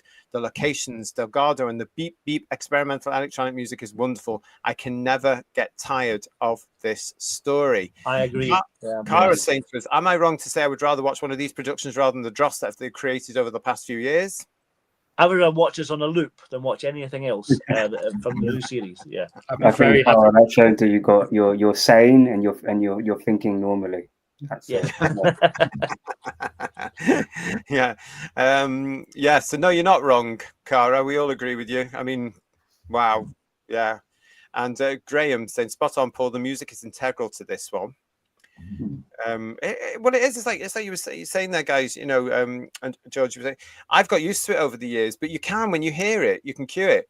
You go, oh my goodness, you know, there it is, there it is, there it is. When you listen back to the music, you know, wherever you're getting that source, you just. I think the fact that it is a bit different helps it stand out, and this is probably why this is one of those stories that really resonates in people's memories. I think part of that is down to the music.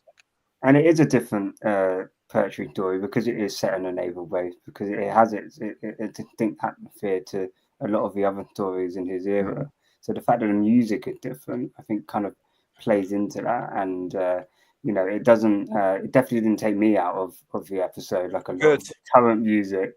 Actually, I found it, as you were talking, Paul, it kind of enhances the atmosphere. It actually melds into what you're watching, which is what good music should do. So yeah, but I think the fact that it is distinct plays into the fact that this is quite a distinctive Pertwee story.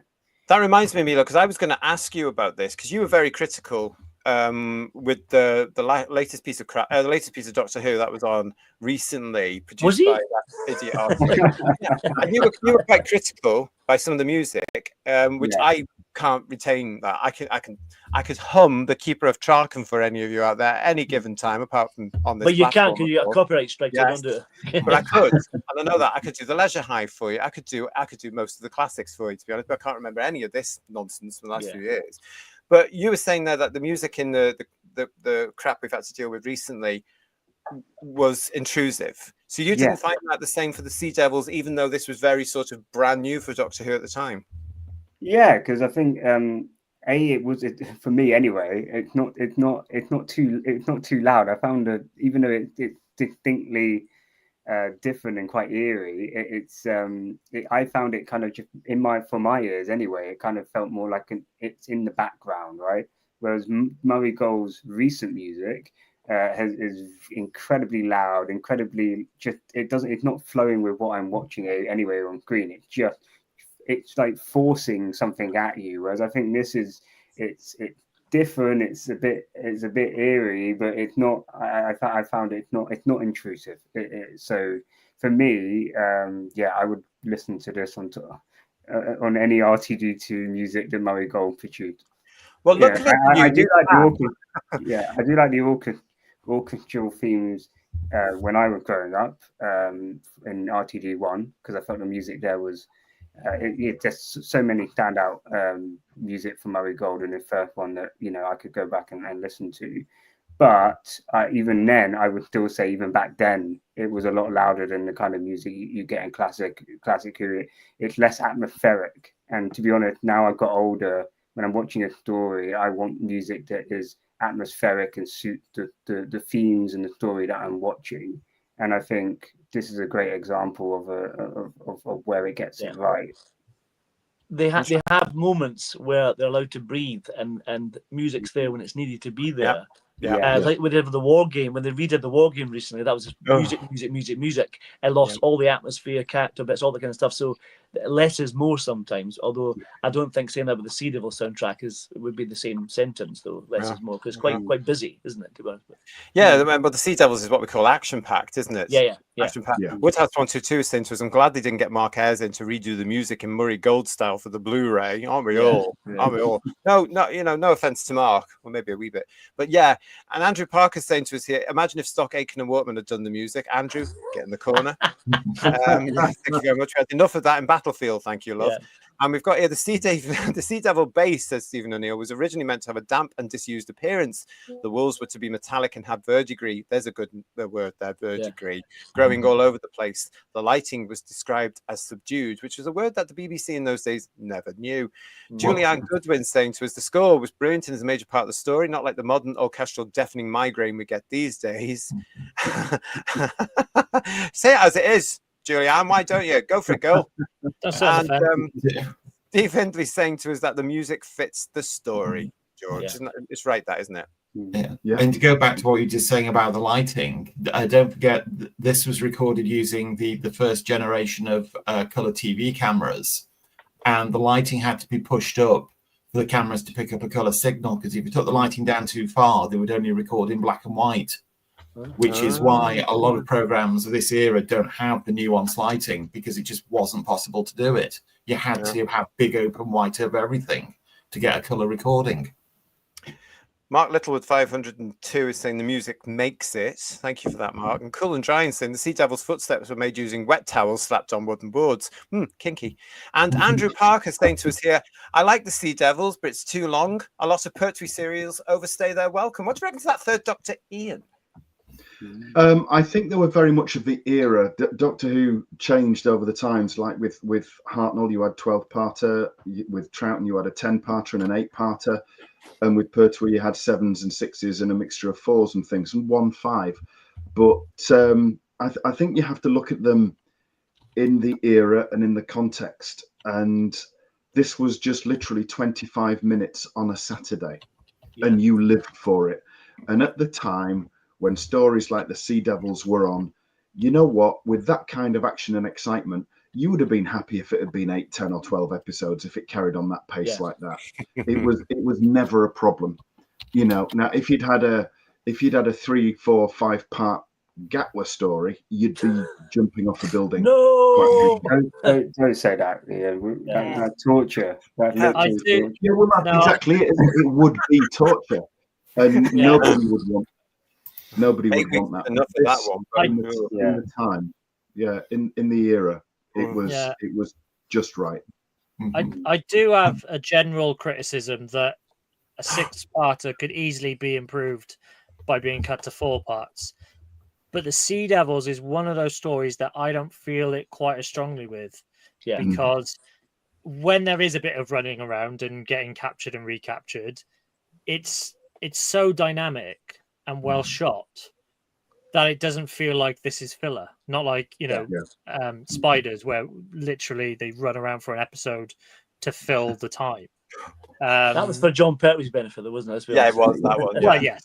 It was a gift. Yeah. But I don't get that feeling with Sea Devils. I can watch it all 6 parts back to back and not feel like it's been too long. The other thing to remember was the Sea Devils, as all Doctor Who in the 60s and 70s and certainly into the 80s, were made to be watched once, and that was it. Yeah, that's right. Yeah. And one episode at a time as well. I love this from Cyborg Not a Robot saying Bessie was a Lytham Car show a couple of weeks ago. I love that. For some reason, when I hear that Bessie's out and about, I get a little warm glow, like the Reggie Breckman. Other parodies are available. That's David Boyles, who ran the Llangollen and Blackpool 2 exhibitions. I would have thought Bessie would be in a home by now, is she not? No, I love the fact that she's out there going strong. She's without John, she's without Tom, she's without Casey, but she's without but there she is, and all those, there'll be so many people there of generations who will go, I know that car. Because isn't the actual Screen News Bessie at Bewley now part of the Montague car collection along with the Humobile? Yeah, I think it is. I believe so. It was in the Doctor Who Experience foyer for a little bit. Yeah, it was. I think it got told to get out. I think it permanently lives at Bewley now. And the Humobile's recently had a lot of restoration work done, and it's roadworthy again. Fabulous. Yeah, the Humobile looks absolutely fabulous. We've got a lot of support actually here. Mark Littlewood's saying 6-parters work, and Graham's also saying, personally, I've always loved the longer serials. Yeah, me too. Yeah. Outcast, hello, Outcast creatives. This is one of my favourite Pertwee episodes, and Funky 1463 for 6 episodes, it flies along. Well, it does. And Julie Ann's off again. Look at her. Go for it, girl. Story's too long. You can never have too much John Pertwee. Woof. The brilliant thing about this Julianne panel is I think this unashamedly knows its audience. Now, call me what you like here, but as I said earlier, this is boys' own stuff, and this is Terry and Barry producing, writing along with Malcolm Hook and getting out a story that's going to grip the boys of the nation, basically, isn't it? Because it's got everything that little lads like in this show, And I think it's so proud in doing that. And I think that's another benefit for it because it's action-packed. It's not letting you get bored. Yeah. What do you think of that? Is that controversial to say that? Not at all. There's loads of, just the Navy stuff alone, but even the boat chases as well and stuff like that are superb. But even we can see it's not see, don't you? Sorry? It's 1972, right? Yeah. It's 1972, and yet you've got Captain Hart's secretary. She's showing initiative. She's acting on her own. She's pushing the narrative along. You've got Jo. She's chinning guards, knocking them out, getting the keys, breaking locks, and things like that. I mean, this is showcasing independent women as well in a boy's own story, and it doesn't jar. And yet they do it so clunkily these days, and it's all forced down your throat and everything else. 1972. And they got it just right, and they can't do it. Yeah. And what I love about the Wren, is it Jane Bly? Her name is it? I think it is. I can't remember her name, but she was around. I remember seeing her years later as I got older and think, hello. She was in the 80s. She was around the 80s, I'm sure. But she's Mrs. Harrison from the Deep as well. Yes. Yeah. She's it. Yes. Yeah. The brilliant thing about the Fury from the Deep. Yeah. The brilliant thing about the character she's playing is she's trying to be professional and polite when that cretin turns up and starts being chauvinistic. Now that's the way to show young lads that's the way to show young boys how not to treat other people when you've got a bureaucratic idiot coming into the show. The way she delivers the line, "I'll call the steward, sir," as she bristles out of the office is just wonderfully done. I love Walker. I think he's brilliant. He's very funny. Let's talk about him. Brody's brilliant. He really is funny. Really is. Well, let's carry on talking about him after PTA saying to us, "I'm going to rewatch it when the show's finished." Oh, brilliant! Well done. Who is the only thing I watch on the BBC, so I might as well get my license worth. I love that he comes in. He says, "I'll have me some breakfast. Nothing elaborate. So eggs, bacon, toast." There's a big list of all these things. Yeah. Well, let's talk about the characters in there that are obviously designed for us not to like. We've got the bureaucrat, and then we've got this fella as well. Captain Trench. Clive Morton's brilliant. Absolutely brilliant. I have to say to Bedweir and to Emilio and all you young things that are watching, these fellas were actually around us as kids. You actually had fellas like this around the place. They were just so... But the great thing about the way the characters are written, the way Clive Morton delivers the character is, he's very much portrayed to be a laughable buffoon, and he's made out to be that. But he ends up doing a very heroic act, and you actually mourn his loss when he's killed by the Sea Devils. No. You can really see him sweating when he realizes what the master's done. Yeah. And he's been completely betrayed. And you can see the build-up of the stress in him. And it's really beautifully played. It really is. Yeah. I didn't mourn his loss at all. I thought he cuts a pathetic figure, doesn't he? He cuts a pathetic figure. You get the idea that He's got a military background. He still has his revolver, and you can see that, you know, his career hasn't achieved the stellar heights that he probably wished it had, and he realizes he's screwed up, and he tries to be heroic at the end. I think he's quite a sad, sympathetic character in that respect. I would have thought, really. Well, this is the genius of Malcolm Hulke's writing, because Trenchard is a dig at colonialism, because he was the former governor of a colony that, you know, there's the Doctor delivers a joke about, you know, they declared independence shortly after he arrived. Yes. So that's a really subtle dig at British colonialism. Yeah. And then you've got Walker, the parliamentary private secretary, which is a dig at, you know, the establishment and well, you know, all these people in government that are completely inefficient and completely useless. And that's just, it's just two characters. And, you know, can you imagine nowadays it would be so heavy-footed making those points, but here it's subtle and it's just in two characters and in a little bit of dialogue. That's all you need. Yeah, and I think Martin Bodie as a Walker, he does this kind of. He is a bit of an arse. Forgive my French, but he's a bit of an arse. But he's kind of. I think he's quite funny with the way he plays it, and he's got a real twinkle of slight humour in it. But he can be a complete shit as well, though, which is interesting, you know. And a coward ultimately. Yeah, the bit when Joe tries to escape, he's like, "Oh my God, you can't do that!" No, backs back into it. But that's what I quite like about this, because they're also the foil for Pertwee's Doctor, who has to deal with these characters every day, and you can see him gradually through his get so worn out by it. Even when he visits some sort of other planet, i.e. Carnival of Monsters, they're there for him as well. But this is the thing, isn't it, with the Pertwee Doctor? He's always against these clipboard warriors who are going to stop him doing what he knows he needs to do in the confines of the restrictions he has as a Time Lord on Earth. I always quite find that interesting with how Pertwee reacts to these people. You can actually see him more or less washing them away, can't you? Well, it's really strange because the Doctor's supposed to be kind of anti-establishment. Yes. But Pertwee himself is very establishment, and he talks about, you know, being in the club the other day and stuff like that you get in certain stories. Probably I said. And it's really interesting that the sort of conflict between the Pertwee that we see, you know, visually and some of the stuff he seems to be doing off camera. Yeah.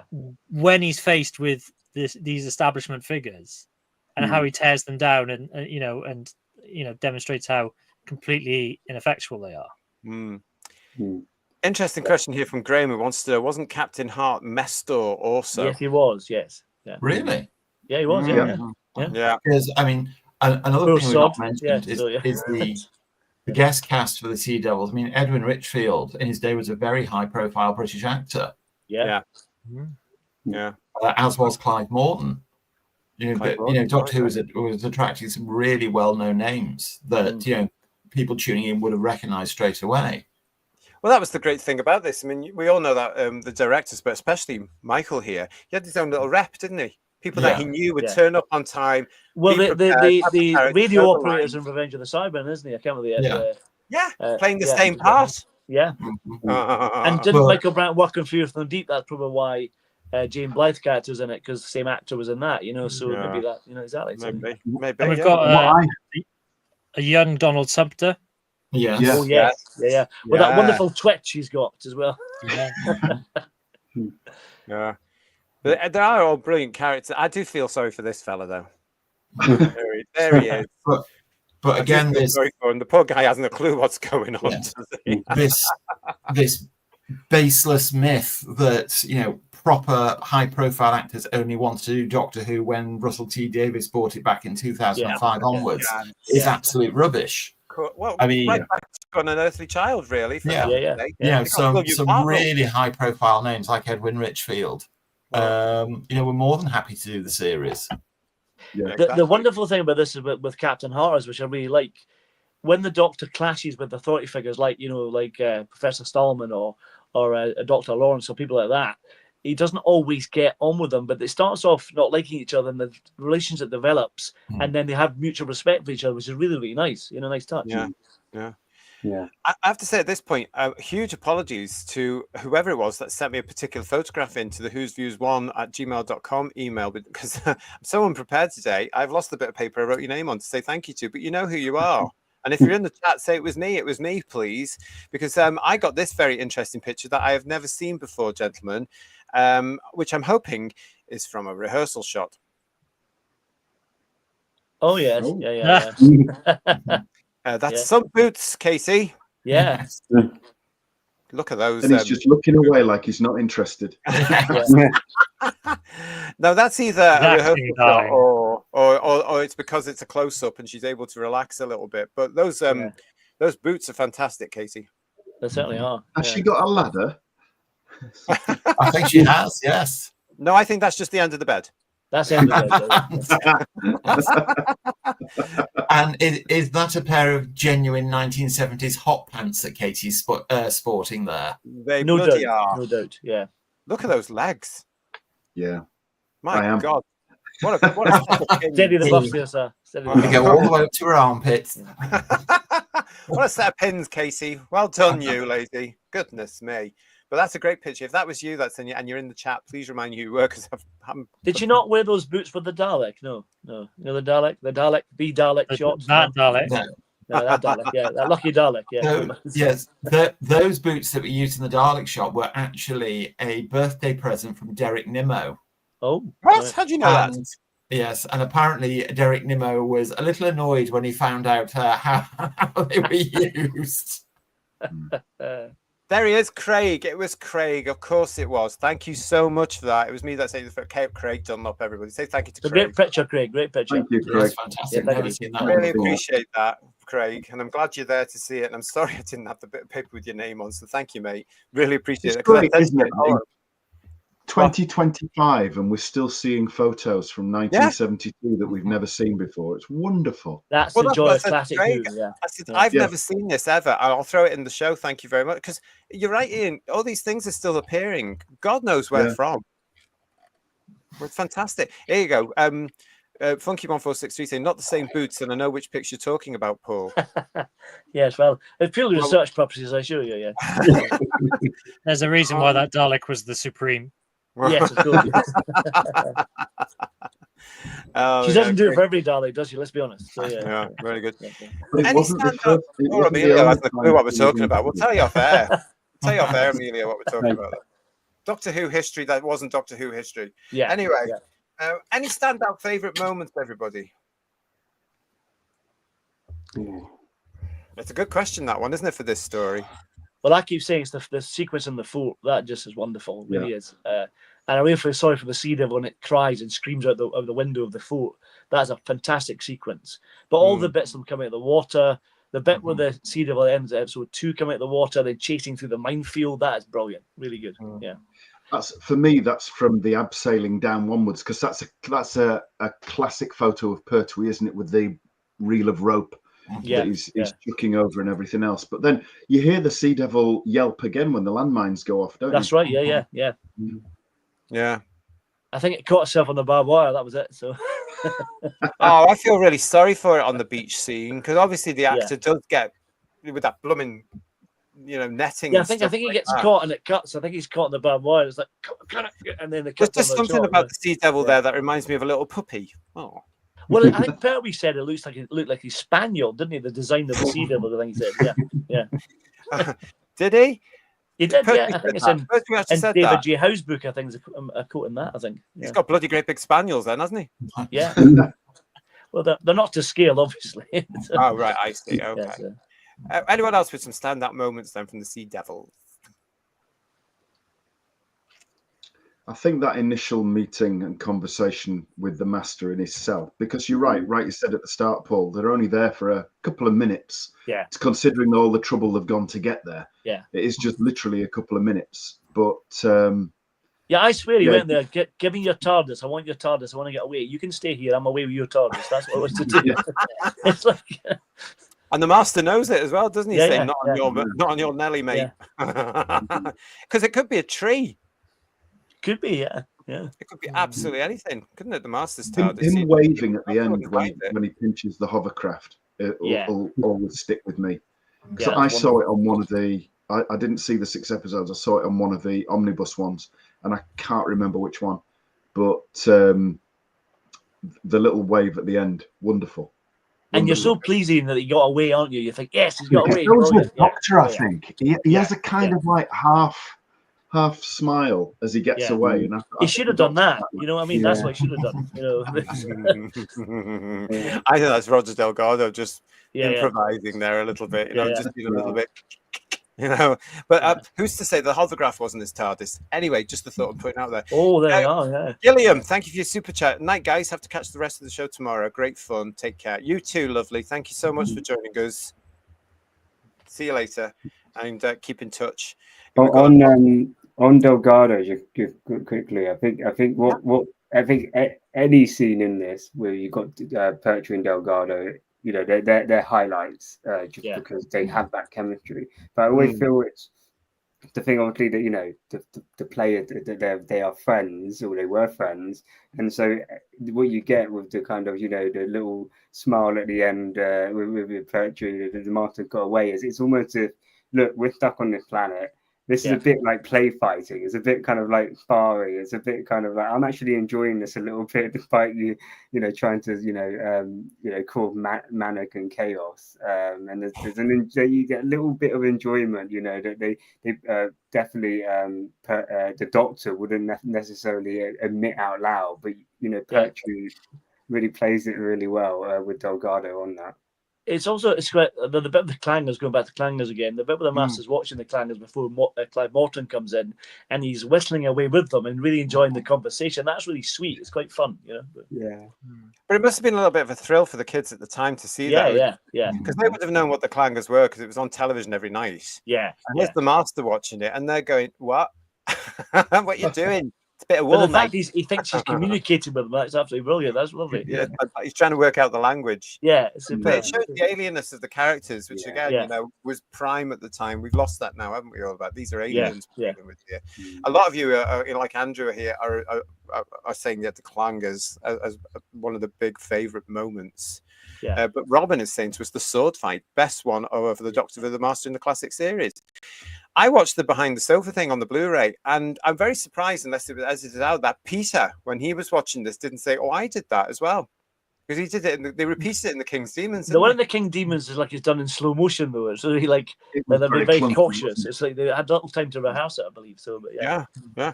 Bubbles is saying to us here, guys, I love the scene. This is Steve. I love the scene where the Sea Devil melts the door on the sub. It's so well done. That is a good point, actually, that, isn't it? I mean, it's not just a brilliant effect of, you know, the melting of the door and then the creature coming through it. It's the reactions of all the crew. That's what sells it. Did everyone notice that one of the crew is the policeman from the Demons? Oh, no. I should go out more, I know, but look at that. No, and I have to go back and watch that after this show again immediately, won't I? I did notice that what's his name went into Heidi High. What's the name of the character? Oh yeah, I've forgotten the character's name now. He took over from Simon Cadell, didn't he? The actor David Geffen. Yeah. What's the character's name? You've got the handbook. It's not in there, I don't think. Let me check. I'll be back in a minute. Anyway, we've got our program guide handy. I don't know, but I can't remember the name, but I noticed he was in there, and I thought, hang on, you didn't change much between. I do have a program guide handy. Hold on a minute. Woodhouse 122 is saying to us as well, the Sea Devil attack on the naval base is great, especially Stuart Fell as a seasoned devil that does a flip when it's shot by the big gun. He's such a show off, wasn't he? The deaths are brilliant, aren't they? Oh yes. Don't do that anymore, do they? Yeah. But isn't it brilliant? I mean, how the Sea Devils, die. Very creative from these stuntmen. They're really showing their skills, aren't they? Black flips and forward flips and falling off the roof. And the one that falls off the roof that's shot, you know, is at the high level on the roof and then falls off. That's really well done. Again, with a big scream as it plummets down. But it's great that those shots with the guns and all the little phaser bits that come out like that. Really good. Yeah. Steve saying what I was just saying. Squadron leader Clive Dempster was in this too. That's the character behind you. You're right there. Well done, mate. And Stephen O'Neill. I love the scene where the master was keeping fit by using a rowing machine. Yeah, why? And that lovely white outfit he was wearing with a white shoe, slip-on shoe, superb choice there, Mr. Master. Yeah. So, Cosmic Toys, hello Cosmic Toys. The sword fight is a favourite. The clangers, the minefield, High creeping around the forest with bizarre water drop music playing, the master's inevitable escape. So many good scenes there are, aren't there? It makes up a cracking few episodes here. Yeah. That speedboat chase between the Doctor and the Master. You know, it's like you said, Bedwyr. You know, it's even if they're just captured, escaping, and getting captured again. Yeah. Between the Doctor getting captured again and taken back down to the Sea Devil base, there's that fantastic speedboat chase. Yeah, it's just absolute thrilling stuff, isn't it? Yeah, and then you got that wee bizarre but wonderful Sea Devil capsule to take the Doctor down to their base. That's just weird but amazing, you know. Yeah. It's very James Bond, isn't it? It's it is. Yeah. And obviously the poetry era is, you know, kind of reflects a lot of the kind of James Bond deck. Well, but it's very, this episode in particular, you know, the boat chase, it's very it's like watching a Bond film. I think, Emilio, I'm glad you said that, because I reckon it's the Sea Devils that sort of cemented that whole thing about the Pertwee era being the Bond sort of style version of Doctor Who. Because when you look at the era as a total, it isn't really. Maybe one of my other favorite bits. Kind of maybe a little bit with the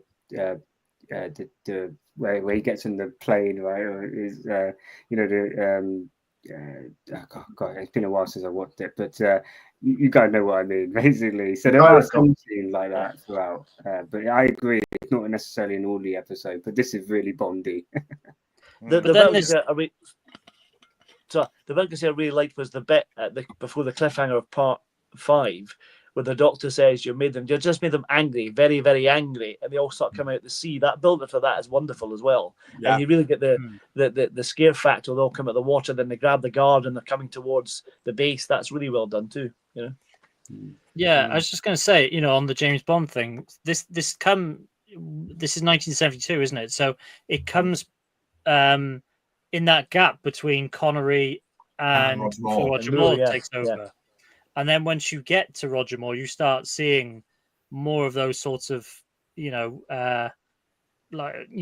weird cars that go underwater and more of those chase type things. So maybe it was an influence. Well, yeah. I mean, Connery's last Eon Bond movie, Diamonds Are Forever, is essentially a Roger Moore Bond movie with Sean Connery in it. Yeah. So the tone of it and the style that it's made in is very much because of what's to come throughout the 70s. Isn't that interesting though? Because you can't necessarily do that with Doctor Who, because I can't see any other of the Doctors being in this story. This is John.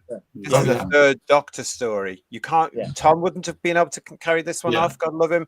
Peter certainly couldn't have. Colin couldn't have. Sylvester couldn't have. This is John's. And isn't that interesting though? You know, other things you hear about other scripts and other shows and stuff where they have a different character putting it in when it's written for somebody else, and it works for that other character. With Doctor Who, it wouldn't be able to. Yeah. Capaldi in the new series could probably be the one to get closer to it, but then he does a lot of kind of imitating a lot of Summer Pertwee and anyway. So he's got the red bit, the costume as well, so that'd be handy. Yeah. I do love as well red velvet jacket. Yeah. Gorgeous. Yeah. But then you see, Sylve doing the Pandorica speech from Matt Smith and stuff like that. But like, I don't. It's not. The entire story is just built around John Pertwee. Yeah. As you say, JT, there's no other incarnation that could pull this sort of stuff off. Yeah. At least not convincingly, anyway. And the fact that Pertwee is at home on a ship, as we all know, that comes across on screen, even though there's only certain amounts of time where you see Pertwee on the deck of the ship. But he's so at home there. You know, I love the way he takes Katie and just gently takes her through all the crap that's on the ship, you know, and takes him and puts her through. And then I love that because he knows what's there. He knows what it's all about. But Terence Six said this. John Pertwee was a movie star. He's got real star quality. He's mesmerizing. He's brilliant. He really is. You know. Yeah. I like this in the Darren Zone 63 that saying it's a great story. My earliest memory of watching Doctor Who when I was 3. Isn't that lovely? I like this because you've all got these lovely memories of this. It's so good. And here's Woodhouse 122 saying to us, lucky those little jet skis were left on the beach just in case a chase was needed. How cool. I'd seen it on the documentary, and this would have been wonderful if they'd managed to stitch it in and do it. But they were talking about having a scene where the Doctor was actually water skiing. Yeah.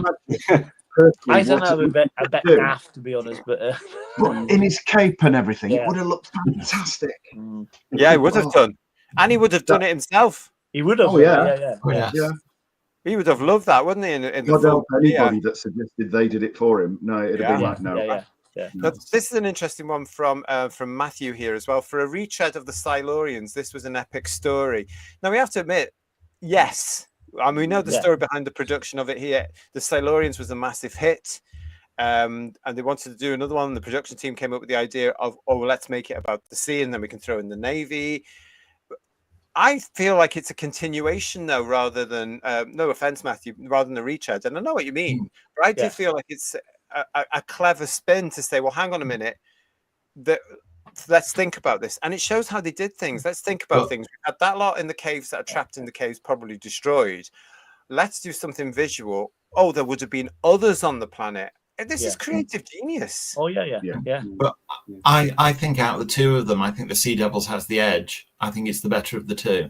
I'll go on, explain that then. Go on. It's punchier, pacier. It's more fun. It rattles along. I'm not knocking the Silurians in any way, but it's by comparison, it's a little bit beard stroking and inward looking. I think the Sea Devils are better realized than the Silurians. I mean, I think the Silurians are a fantastic design, but I don't think the voices were effective. I don't think they suited the design of the monsters. I think the movement they gave them, that sort of jerky walking movement, wasn't right. I thought the way the Silurians interacted with each other and basically were a bunch of squabbling school kids didn't come across particularly well. And I think they tweaked all that and really hit the mark with the Sea Devils. I agree with you, George. I think it is a better plot. Although it's the same principle of there's work on the fort that's awakened these creatures, but also as you say, the Sea Devils are more of a threat, not just in terms of the fact they've actually got proper guns, but they're just more dynamic and more as you mentioned earlier, JT, the running down the corridors in the fort and stuff like that. There's more dynamism to them, and I think they're far more effective than the Silurians. And also throwing the Master into the mix as a catalyst, just ramps it up so much more as well. Yeah, I agree with all of you guys.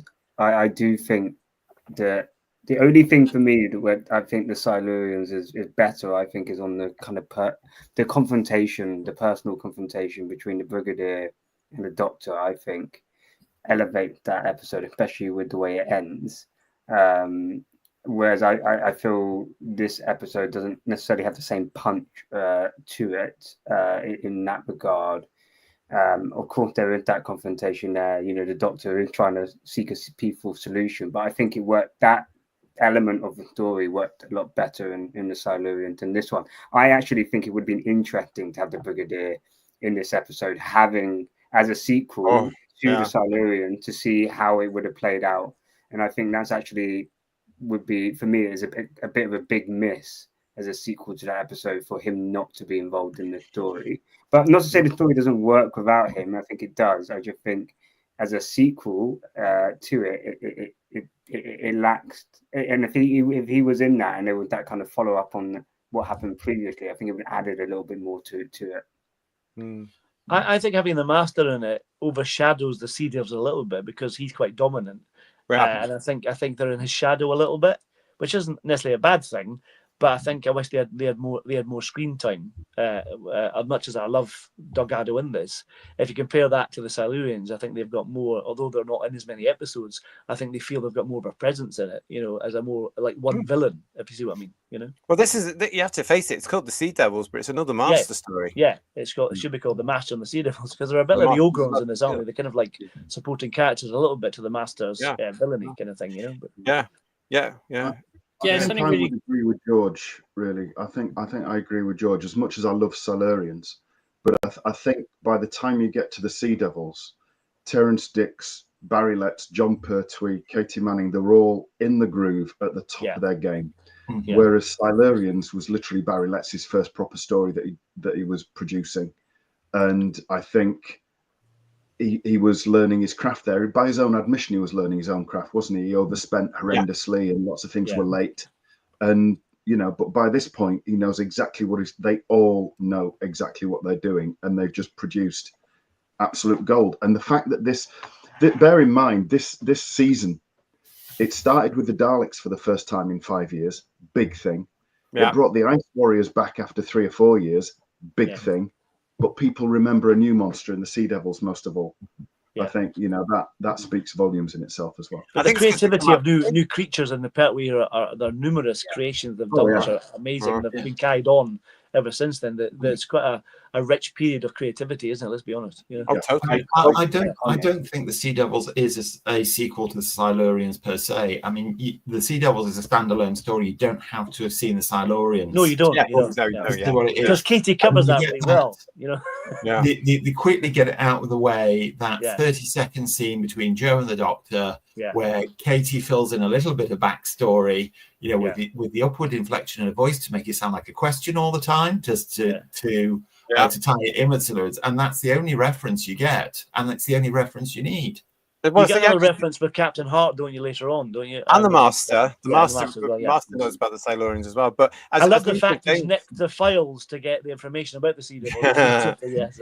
I like this from the Legion James. As he says here, I've always regarded the Sea Devils as almost a continuation of the story arc. For me, the tone of the two stories are completely different, but each story works magnificently, so I can't compare them.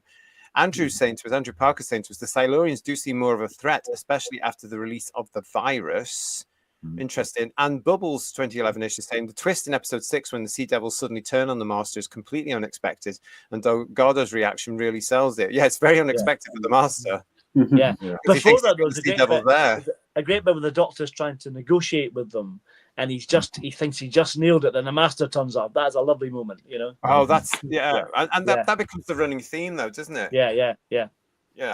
Which is very, very frustrating, actually. But Graham is saying to us here, both the Silurians and the Sea Devils are bona fide classics, both absolutely top tier. Who I think you're right, Graham, but also because the fact that this was the only time, let's face it, the Sea Devils in 70, the Sea Devils in 72, they were seen right up until 84, and the only reason they came back in 83 for 84 was because these episodes were so good and made them iconic, and we had grown up with them to think, right, where are they? What's going on? That was it, wasn't it? I kind of wish they hadn't, though. To be fair. Oh, so do I. I think we deal with that in our Warriors of the Deep review, don't we? Really, because they're not as we have to say they're not as good. No.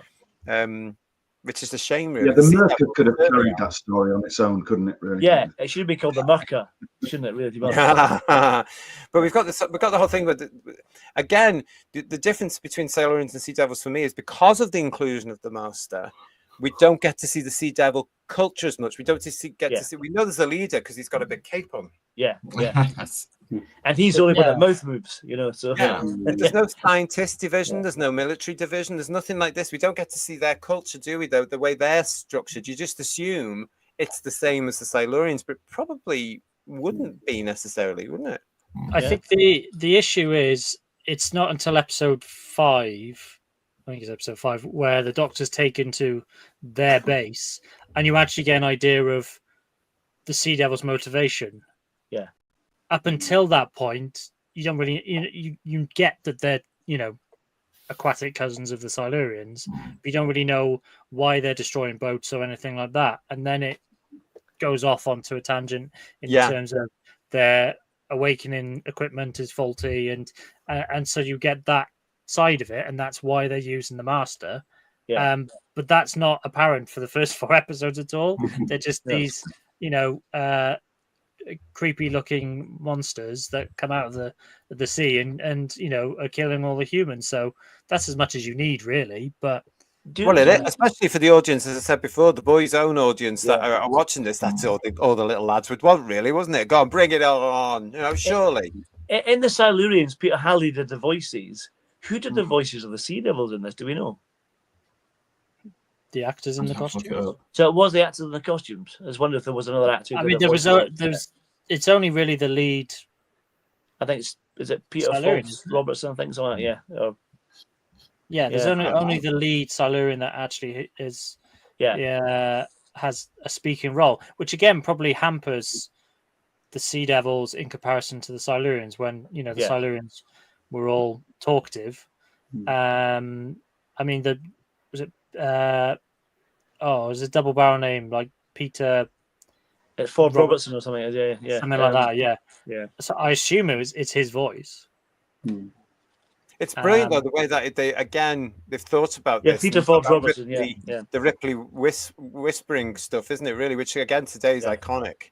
And it's not the same as the Silurian, showing that these two. I loved it when I was a kid when they always said they were cousins, because that to me was immediately that's why they're so different. Same but different because they're a cousin. You can just see them getting together. Oh no, I'm going to give them ideas now for when they bring it back. We can just see them getting together, like a Sea Devil Silurian wedding, and they don't get on. They're fighting the party. Well, this is something that fans speculated about back in the Wilderness years, wasn't it? When what would happen if the Silurians and the Sea Devils had got together? And they must have done at some point. They must have shared technologies and stuff because their Earth was peaceful. Yeah. Well, one developed on land and one developed under the sea. So they work in kind of tandem with each other. But it's where Warriors of the Deep didn't actually get to doing it properly. Which is a shame. That just made the Sea Devils out to be a warrior caste, didn't it? Really? It made them seem like subservient to the Silurians. In that respect. I want to point out as well, what a location. I mean, we touched on it before, but the locations are absolutely fantastic. And one of my standout moments from this, apart from the interaction between Pertwee and Delgado, which is always a joy to watch. I love the location filming. There's just something about it all that it just looks so expensive. And we know it's not because we're fans and we know the story. But my goodness, you could put it on now and I reckon people would go, well, they spent a bit of money back in the day, didn't they? Well, Barry Letts was eventually very canny when he got to use the Royal Navy. I know originally I think he got the wrong way round, and they said, "Well, we can't give it to you. You have to actually. We're filming. We're doing a training session here. Wherever you can come and join us. Then you couldn't just be at their beck and call. But the fact he used them, I know that Canfield did the same with the Army and Invasion and stuff like that. And I think it's a great idea to use those resources and make your budget stretch as much as you can. That was very clever, And also, it was shot in October when there were shorter days, less light. So to get so much good quality location film in the can with shorter shooting days and poorer light is remarkable. I mean, you can see that in the shots with the Sea Devils coming at the water. It's quite dark in places, isn't it? I mean, the one thing that did suffer was Michael E. Bryant wanted far more shots of the Sea Devils emerging from the sea, but he just didn't have the light and the time to do it. So we've just got that one shot of the 6 of them popping up and starting to walk out. That was all he could do. I love that. I think it's so atmospheric, though. Oh, yeah. But you can tell that they're losing the light on some of the shots, especially in the beach scenes.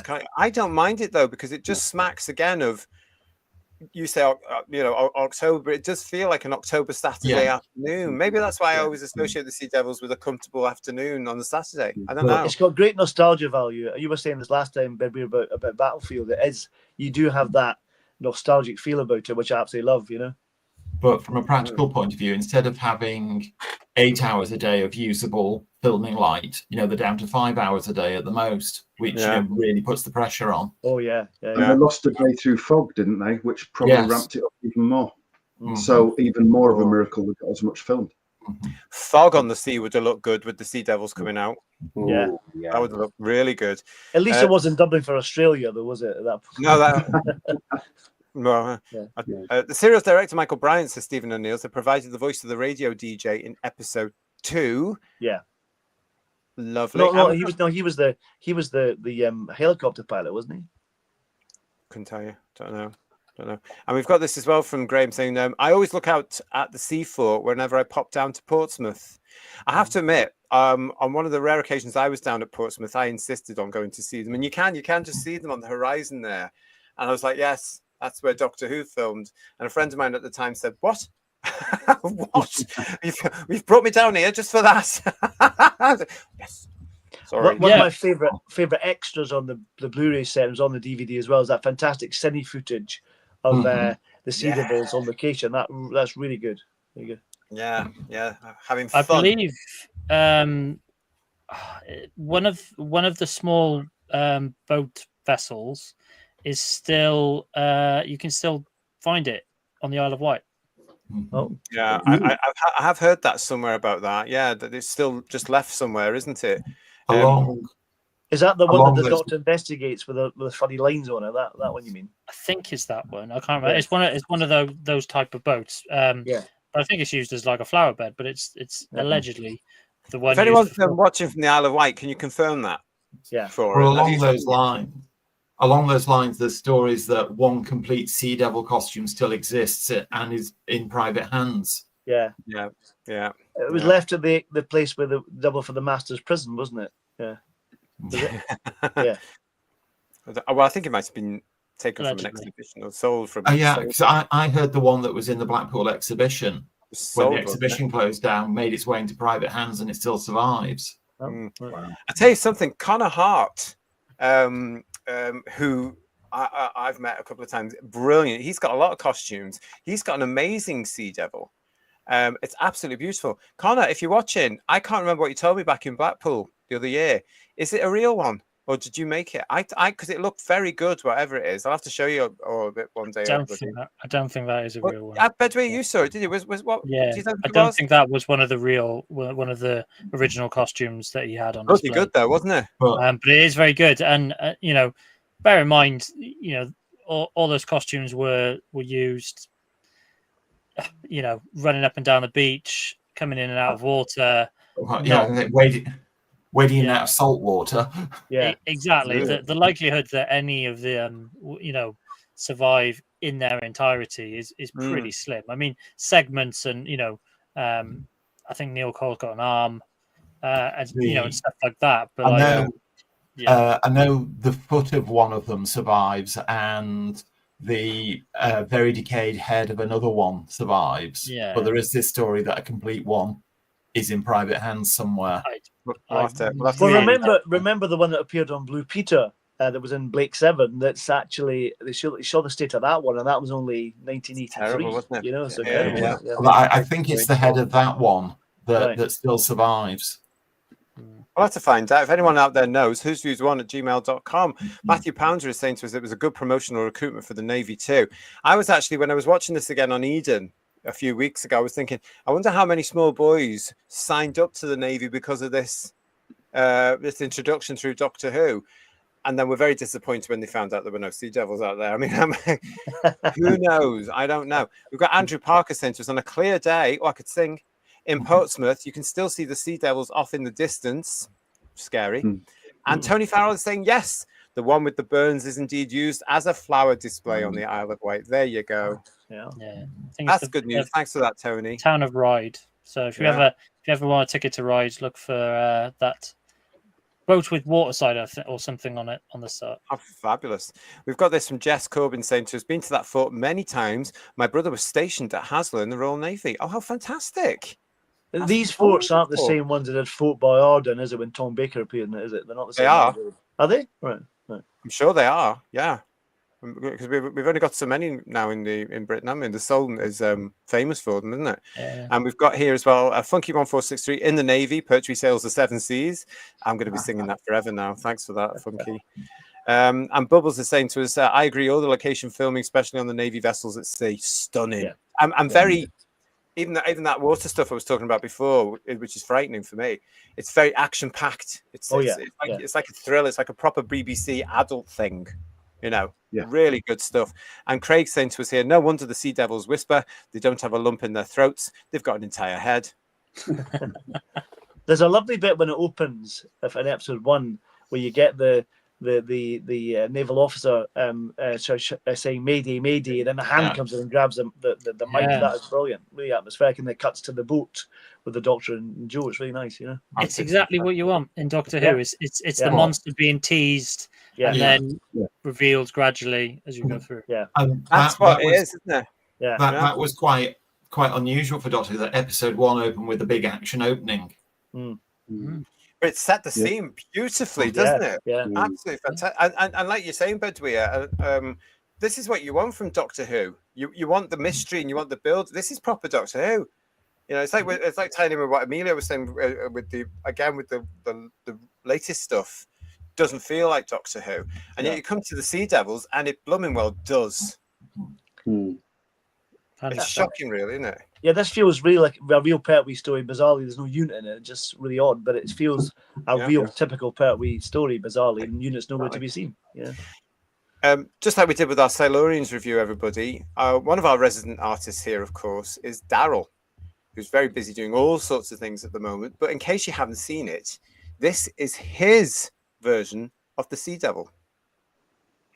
That is gorgeous. Wow. Absolutely gorgeous. It really is. Wow. You see, that's how you just update a design. Yeah. You can see it is absolutely faithful to the original, but it's brought up to date. That looks amazing. It's not over designed either. It's just enough. No, you know what I mean? Yeah. Absolutely right. Yeah. I'm sure I have seen these sort of people, though, very early on a Sunday morning in Soho. In their string dresses, yeah. Yes, absolutely. Staggering out of certain clubs. But yeah, that's Daryl's Cyberman. That's Daryl's Sea Devil there. It's gorgeous, isn't it? Absolutely fantastic. Lovely. really Yeah. is. Yeah, but real homage to the original ones as well. Oh, how fabulous is this? It's lovely to be talking about proper Doctor Who again, everybody, isn't it, here on Who's Views? Yeah. Absolutely wonderful.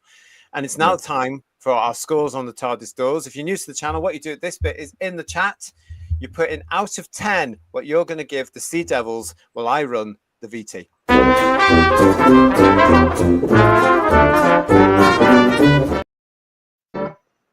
Fabulous. Okay, so start putting all your scores in there as well. I've already got one from Lex, I can see. There we go. So I'm going to start from there. Just Jordan, how's your dad? Hope he's all right. Does he remember the Sea Devils? I bet he does. Right, I'm going to start with Emilio. Time Lord Victorious. What are you going to give the Sea Devils out of 10, please? I'm going to give it a 9 out of 10. Okay. I absolutely love the setting, the naval base. I think the Sea Devils are just iconic, and the scene with them coming out of the water is an iconic scene in all of Doctor Who. I think the only thing that kind of let me down is, like I said, I would have loved to have had the Brigadier. I knew he was going to say that. Yeah, I just think that would have added another dimension to the whole episode, and brought, I would say, maybe a little bit more confrontation and drama to it, which, you know, weren't there.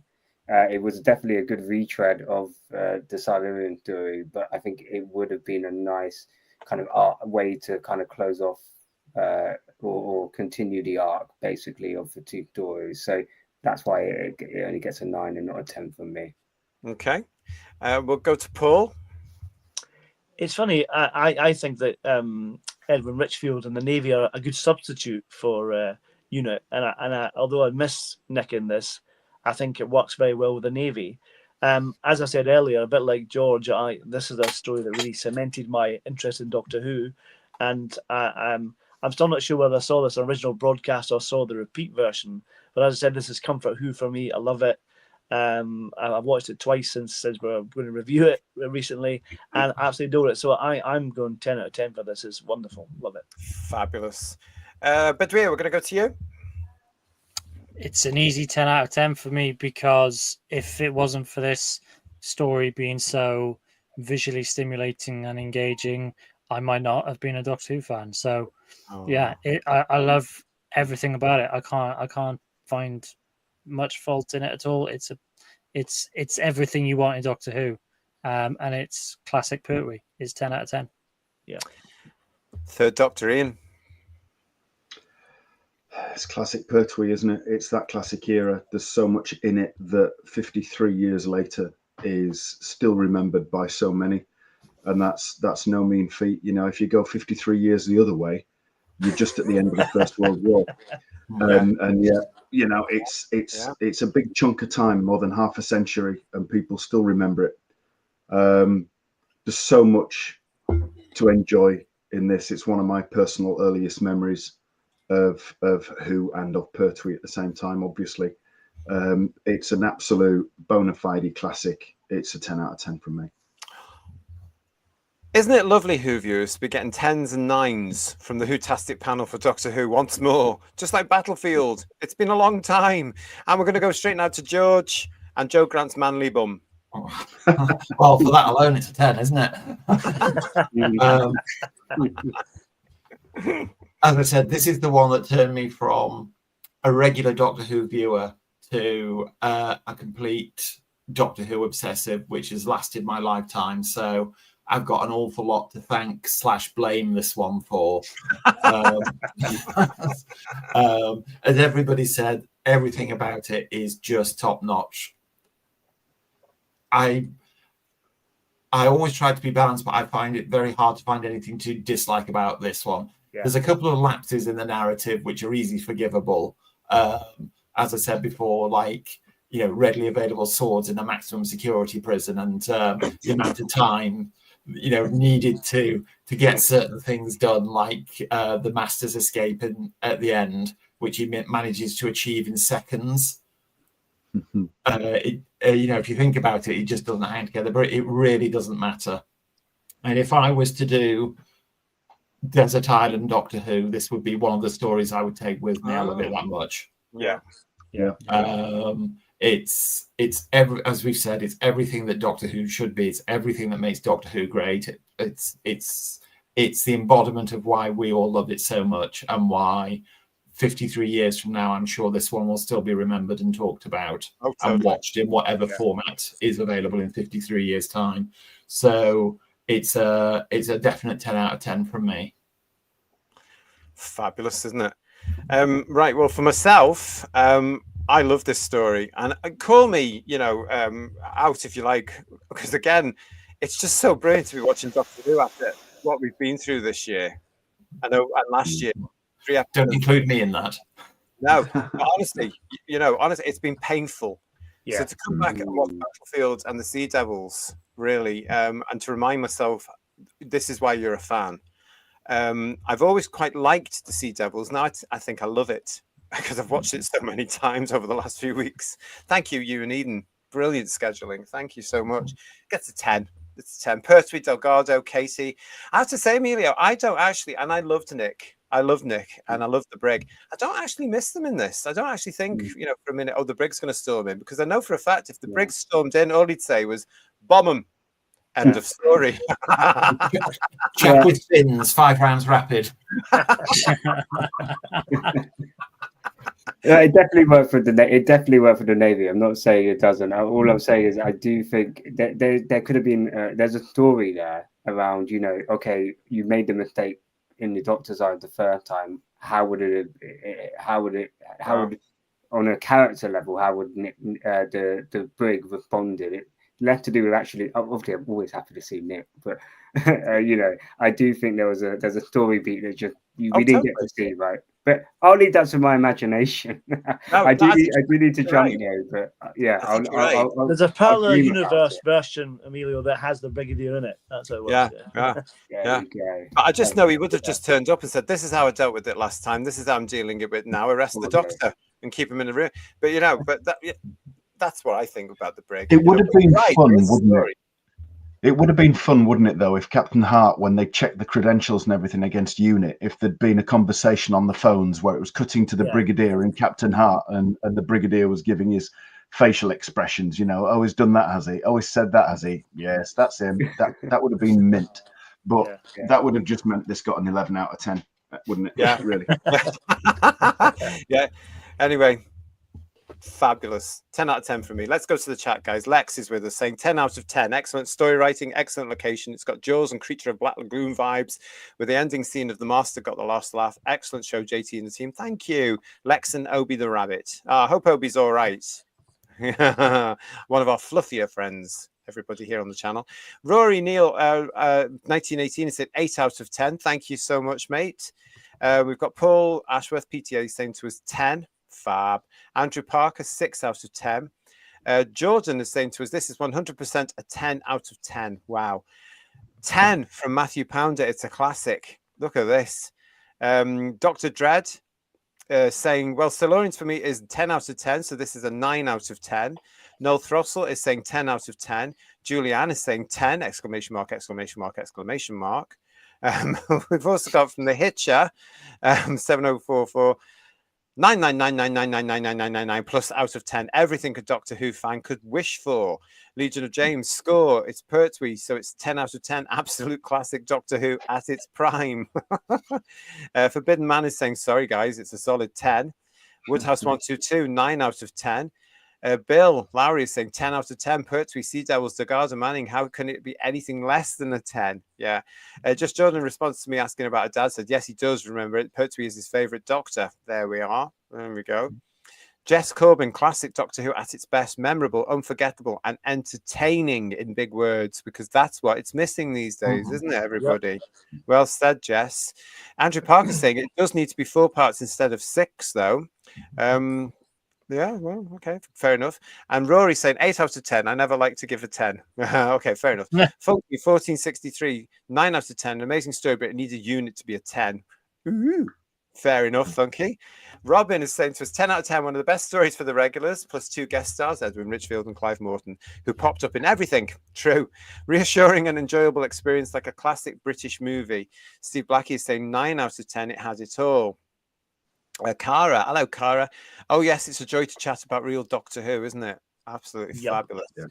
Stephen O'Neill is saying 10 out of 10, quality Doctor Who from beginning to end, Pertwee at its best. And then Cara's saying, oh, yeah, my score, 10 out of 10. Thank you very much.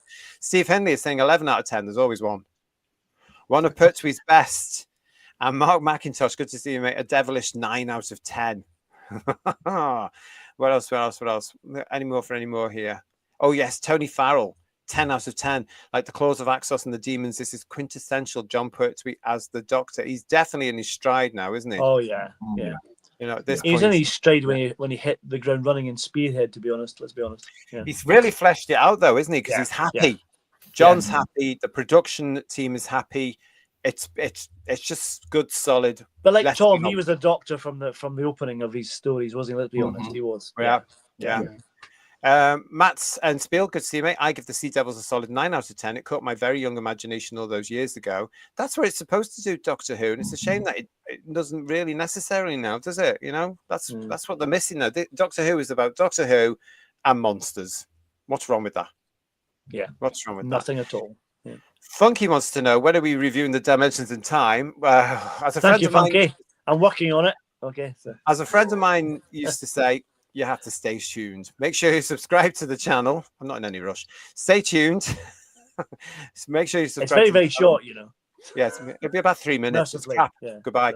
We'll also be talking about all that coming up. So stay with us on the channel. If you haven't subscribed to us, make sure you're still subscribed. If you're new to the channel, come and join us here on Who's Views. Subscribe to the channel.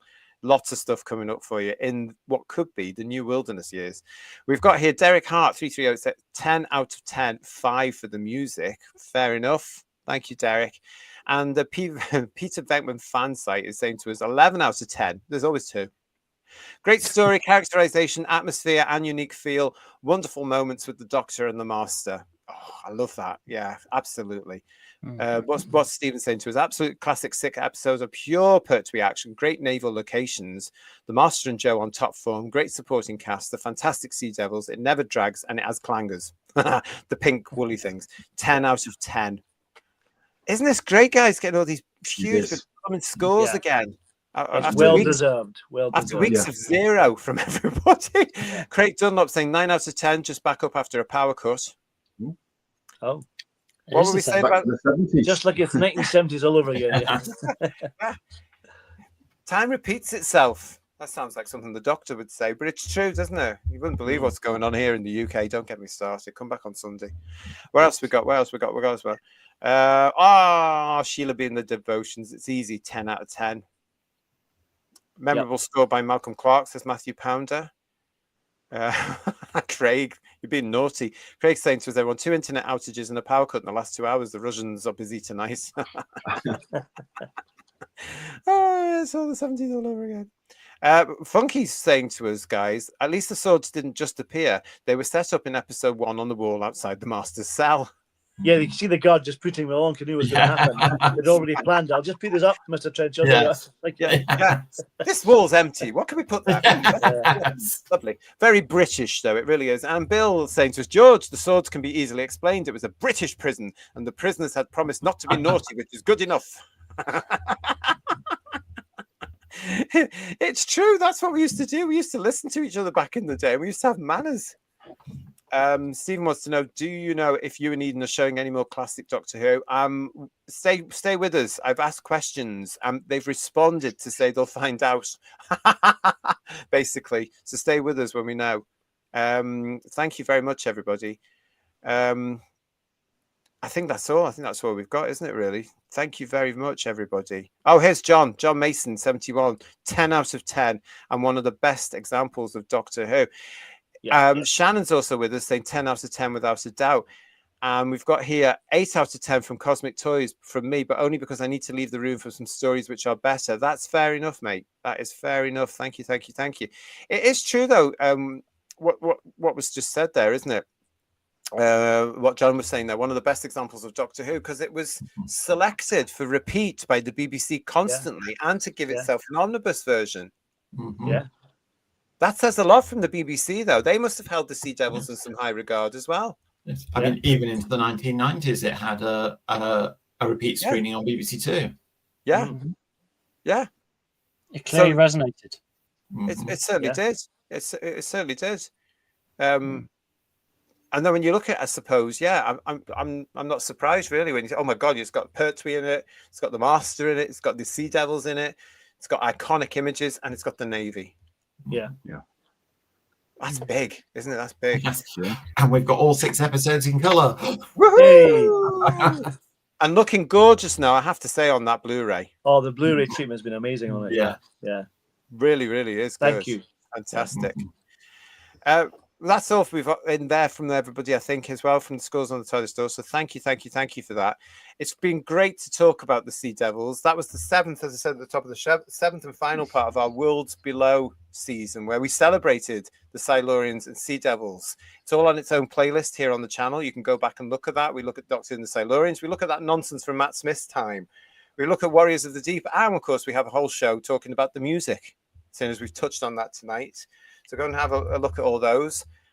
You can go back and look at the Sea Devils proper now as well, as I know some of you are. To Paul, to George, to Bedouin, and to Third Doctor Ian, thank you so much for joining me. What a pleasure that was to watch. Thank you. It was lovely. Really enjoyed it. Thank you so much. The Sea Devils, everybody. Round of applause for the Sea Devils. Oh, definitely. Yeah. As I say, everybody, make sure that you are subscribed to the channel. Thank you for subscribing. We really appreciate it. We have got lots of stuff coming up for you. Our next scheduled show is Sunday here on the channel for your big show on Sunday, 8 o'clock live. Of course, it's headlines. Lots more coming up for you. Stay tuned. From all of us, thank you so much for joining us. We'll be back very soon. So until we are, take care of yourselves, everyone. Ta-ra. Good night, everyone. Bye-bye. Good night, everyone. Bless.